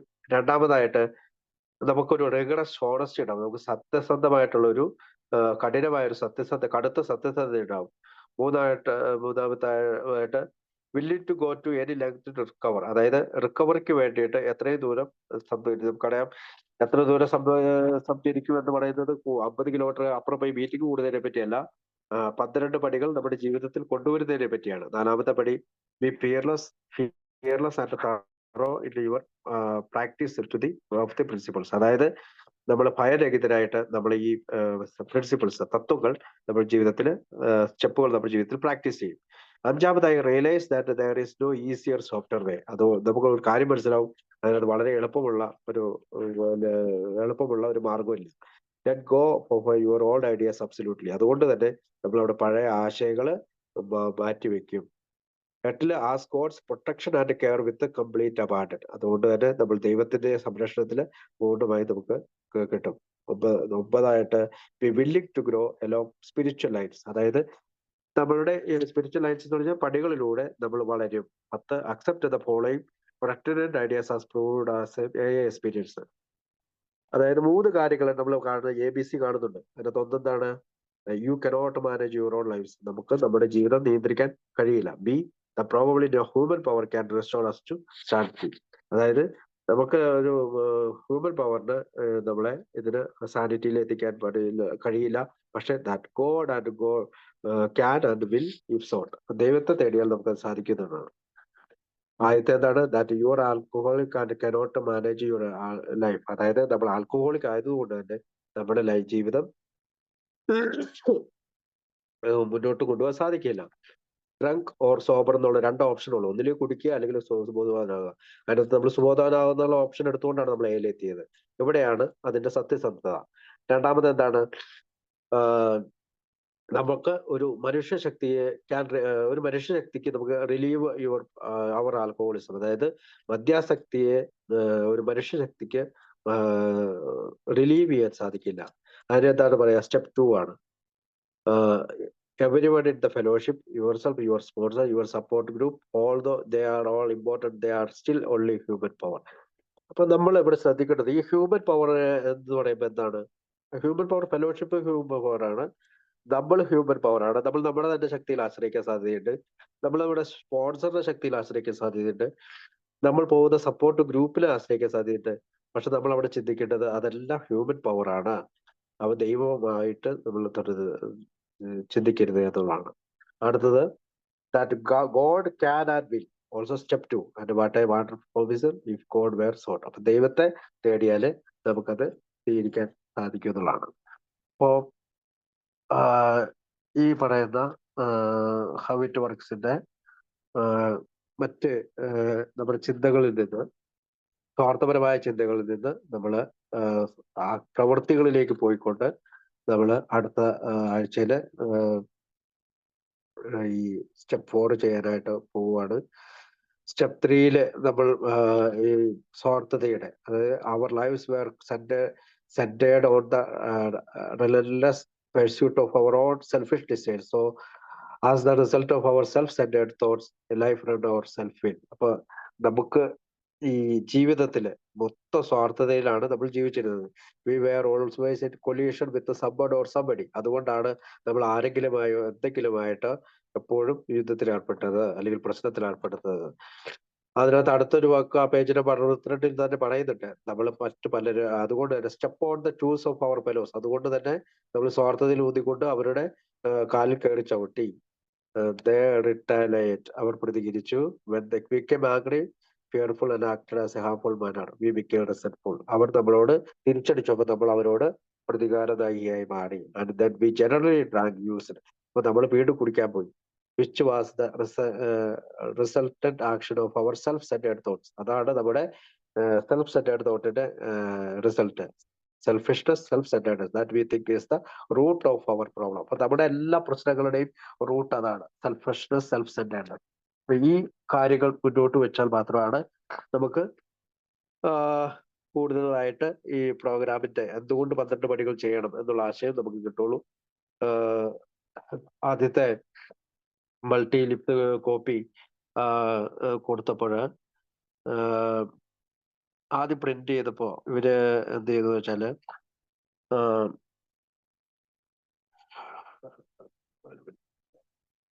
പലർക്കും അയച്ചു കൊടുത്തു. അതായത് പല ഡോക്ടർമാർക്കും പല സമൂഹത്തിലെ പുരോഹിതർക്കും എല്ലാം അയച്ചു കൊടുത്തതിന് ശേഷം അവരിതിനെപ്പറ്റി ഒന്ന് പഠിക്കാനായിട്ട് ആവശ്യപ്പെട്ടു. അപ്പോ ഇങ്ങനെ പഠിക്കാനായിട്ട് ആവശ്യപ്പെട്ടതിന്റെ കൂട്ടത്തില് അവര് അയച്ചു കൊടുത്ത മറ്റൊരാളാണ് ഹൊവാർഡ് ഇ എന്ന് പറയുന്ന ഒരു നമ്മുടെ തന്നെ ഒരു സൈക്കാട്രിക് ഹോസ്പിറ്റൽ ഡോക്ടറാണ് അദ്ദേഹം അതിനെപ്പറ്റി പറയുന്ന കാര്യം ഒരു മിനിറ്റ് നോക്കാം.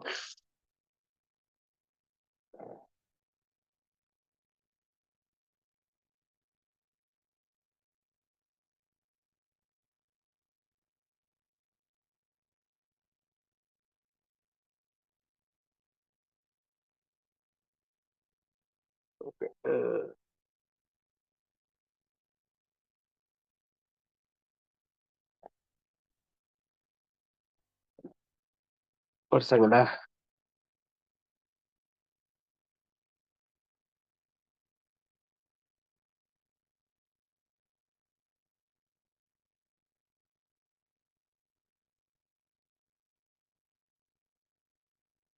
അതായത് bill W January 1939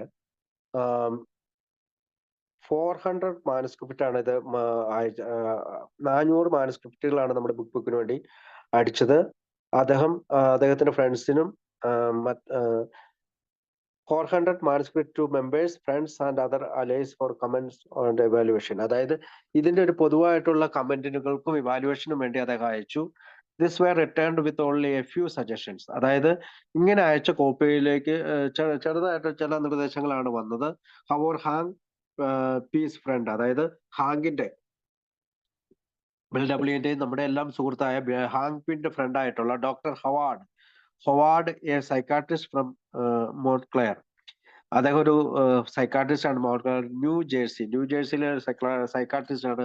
recommended toning down the use of must, അതായത് മസ്റ്റ് എന്നുള്ള വാക്ക് മാറ്റിയിട്ട് to we ought or we should, അങ്ങനെ ഒരു വി ഓട്ടെന്നോ വി ഷുഡ് എന്നുള്ള രീതിയിലേക്ക് മാറ്റണം. മസ്റ്റ് എന്നുള്ള, അതായത് തീർച്ചയായും ചെയ്യണമെന്നുള്ളതിന് പകരം we ought to be, we should be എന്നുള്ള രീതിയിലേക്ക് മാറ്റാനായിട്ട് അവർ പറഞ്ഞു. Instead of the authoritarian word, അതായത് ഒരു ഓതോറിറ്റേറിയൻ വാക്കുകൾക്ക് ഉപരിയായിട്ട് യു അല്ലെങ്കിൽ അങ്ങനെയുള്ള യു എന്നുള്ളത് ഒരു ഓതോറിറ്റേറിയൻ വേർഡാണ്. അപ്പൊ അതൊരു വി ആക്കാനായിട്ട് പറയും. അത് അതേ നിർദ്ദേശം തന്നെയാണ് ഡോക്ടർ സിൽക്കോർത്തും ഡോക്ടർ ടൈബോട്ടും സിൽക്കോർത്തിന് കൊടുത്തത്. ബിൽ ഡബ്ല്യൂന് കൊടുത്തത്. After all many of the skid row alcoholics had been repeatedly badgered by do gooder advise at the missions. ഇപ്പൊ ആൽക്കഹോളിക്സ് ആയിട്ടുള്ള മറ്റു പല ആളുകളും ധാരാളം ഗുഡ് അഡ്വൈസ് ആൽക്കഹോളിക് ആയിട്ടുള്ള ആളുകളിൽ നിന്ന് മിഷനിൽ നിന്ന് നമുക്ക് ലഭിച്ചു. This caused a major change in the tone of the big book. It immediately changed from a book of prescriptions to one of descriptions. അതായത് ഇതാണ് ബിഗ് ബുക്കിന് പറ്റിയ ഏറ്റവും വലിയ change. It immediately change from a book of prescriptions to one of descriptions. അതായത് പ്രിസ്ക്രിപ്ഷനുടെ book എന്നതിന് പകരം ഡിസ്ക്രിപ്ഷൻ ആയിട്ടുള്ള ബുക്കായിട്ട് മാറി. From thou must this is what we did, അതായത് ഇങ്ങനെ ചെയ്യണം എന്നതിന് പകരം ഇതാണ് ഞങ്ങൾ ചെയ്തത് എന്നുള്ള വാക്കുകൾ വന്നു. I note that page 58 of our current book book announces. അതായത് 58ാമത്തെ പേജിൽ ഇങ്ങനെ പറയുന്നുണ്ട്, if you have decide you want what we have are willing to go to any length to get it, what an appealing choice. അപ്പൊ എന്താണ് നമ്മൾക്ക് ഇങ്ങനെ ഞങ്ങൾക്ക് വേണ്ടത് നിങ്ങൾക്ക് വേണമെന്ന് നിങ്ങൾ തീരുമാനിച്ചിട്ടുണ്ടെങ്കിൽ അത് എത്രയും ദൂരം പോകുന്നതിൽ തയ്യാറാണ് എന്നുള്ള വാക്ക് അതൊരു ചോയ്സ് ആണ്, നമുക്ക് വേണമെങ്കിൽ എടുത്താൽ മതി. A professor from New York university Tom Uzzell, അതായത് ടോം യൂസൽ വാസ് പെയ്ഡ് $380, അതായത് ഇന്നത്തെ കാലത്ത് $380 അന്ന് കൊടുത്തത്. ഇന്ന് ആ ഡോളറിന് $6419 വിലയുണ്ട്. To edit the manuscript in a more professional manner which reduce the pages from over 600 to 400. അതായത് അദ്ദേഹം പൈസ കൊടുത്തത് എന്താണെന്ന് വെച്ചാല് ഈ മാനസ്ക്രിപ്റ്റ് കൂടുതൽ പ്രൊഫഷണൽ മാനറിലേക്ക് കൊണ്ടുവന്നുകൊണ്ട് ഈ 600 പേജിൽ നിന്ന് 400 പേജിലേക്ക് വെട്ടിച്ചുരുക്കാനായിട്ട് അദ്ദേഹം ആവശ്യപ്പെട്ടുകൊണ്ടാണ് ആ പൈസ കൊടുത്തത്. ഇന്നത്തെ കാലത്ത് ആ പൈസ $6419. Another concern was the religious mode. മറ്റൊന്ന് റിലീജിയസ് മോഡാണ്. Many wanted to religious tone, mostly Akron members. Akron മെമ്പേഴ്സിന് അത് ഒരു മതപരമായിട്ടുള്ള ബുക്ക് വേണമെന്നാണ്. While some New Yorkers favoured the psychological angle. പക്ഷെ നമ്മുടെ ന്യൂയോർക്കിലുള്ള ആളുകൾക്കോ ഇതൊരു സൈക്കോളജിക്കൽ ബുക്കാണ് ആയിരുന്നു. അപ്പൊ ആർഗ്യുമെന്റ് എൻസ്യൂഡ്, അപ്പൊ അങ്ങനത്തെ തർക്കങ്ങൾ വന്നു. Our Jimmy Burwell came up with the compromise price. അപ്പൊ ഇവിടെ ഇങ്ങനെ തർക്കം വന്നു കഴിഞ്ഞപ്പോ ഒരാള് മതപരമായ ബുക്ക് വേണം, മറ്റൊരാൾ സൈക്കോളജിക്കൽ ബുക്ക് വേണമെന്ന് പറഞ്ഞപ്പോ ജിമ്മി ബോർവെൽ എന്നുള്ള AM മെമ്പറാണ് അവിടെ ഒരു കോംപ്രമൈസർ ആയിട്ടുള്ള ഒരു പ്രൈസ് കൊണ്ടുവന്നത്. ആ പ്രൈസിന്റെ പേരാണ് God as we understood him. Bill called this statement a 10 strike. Of course, maybe Thatcher told the same to Bill on page 12. അപ്പൊ പേജ് 12 ബിൽ ഡബ്ല്യൂനോട് എബി പറയുന്നത് ഈ വാക്ക് തന്നെയാണ്. നിങ്ങൾ മനസ്സിലാക്കുന്ന തരത്തിലുള്ള ഒരു ദൈവത്തെ കുറിച്ച് ചിന്തിച്ചുകൂടേതാണ്. അപ്പൊ അത് തീർച്ചയായും കൊണ്ടുവന്നത് ജിം ബോർവെലാണ് പുസ്തകത്തില്. God as we understood him. Scribbled in pencil to Groovy conveyed that a phrase was too much like the religious Oxford group. An example of this can be found on manuscript page 43. Bill had written. അതായത് പലപ്പോഴും നമുക്ക് ശരിക്കും എഴുതി നോക്കുവാണെങ്കിൽ ഇത് പല ഫ്രേസുകളും നമ്മുടെ Oxford ഗ്രൂപ്പിന്റെ റിലീജിയസ് ആയിട്ടുള്ള ബന്ധം തോന്നാം. അതിനകത്ത് 43ാമത്തെ പേജിൽ മാനസ്ക്രിപ്റ്റിൽ ഇങ്ങനെ പറയുന്നത്, when you awake tomorrow morning, അത് നമ്മുടെ ബുക്കിലില്ല, ആദ്യത്തെ പ്രിന്റിങ്ങിലുള്ളതാണ്. അതായത് when you awake tomorrow morning, നാളെ നിങ്ങൾ എണീക്കുകയാണെങ്കിൽ look back before the day before, അതായത് നിങ്ങൾ കഴിഞ്ഞ ദിവസം എങ്ങനെയാണ് നിങ്ങൾ നോക്കുക. were you resentful, selfish, dishonest or afraid? നിങ്ങൾ റിസെന്റ്ഫുൾ ആയിരുന്നോ, നീരസമുണ്ടായിരുന്നോ, സ്വാർത്ഥനായിരുന്നോ, സത്യസന്ധതയില്ലായിരുന്നോ, അഫ്രൈഡ് ആയിരുന്നോ എന്നൊക്കെയാണ്. The words Oxford group are hand written just above these words to significant change. This was changed to when we retire at night. അതായത് ഈ Oxford ഗ്രൂപ്പിലെ hand written ആയിട്ടുള്ള ഒരു ബുക്കിൽ ഇത് പറയുന്നുണ്ട്. പക്ഷെ അതിനകത്ത് ഒരു ചേഞ്ച് വരുത്തിയത് when we retire at night എന്നുള്ളതാണ്. അതായത് page number 86 of our current Big Book. Without the above two major changes would the big book have sold. അതായത് ഈ രണ്ട് കാര്യങ്ങളും when we retire at night ഉം God we as we understood him എന്നുള്ള വാക്കുകളും ഇല്ലായിരുന്നെങ്കിൽ ഒരു പക്ഷേ ബുക്ക് ഇത്രമാത്രം ഫേമസ് ആകില്ലായിരുന്നു. നമ്മളൊക്കെ അറിയാവുന്ന പോലെ BW ഇത് പൂർത്തീകരിക്കാനും സാധിക്കില്ലായിരുന്നു. ഒരുപക്ഷെ 200ഓളം ആൽക്കഹോളിക്സ് അനോണിമസ് പോലെ തന്നെയുള്ള 200ഓളം അനോണിമസ് പ്രോഗ്രാമുകൾ ഈ ബുക്ക് ഉപയോഗിക്കില്ലായിരുന്നു എന്നാണ് ആളുകൾ വിശ്വസിക്കുന്നത്. എന്തായാലും ഇത്രയും പറഞ്ഞുകൊണ്ട് ഞാൻ ഇന്ന് പങ്കെടുത്ത എല്ലാവർക്കും നന്ദി പറഞ്ഞുകൊണ്ട് ഞാൻ നിർത്തുന്നു. Thank you.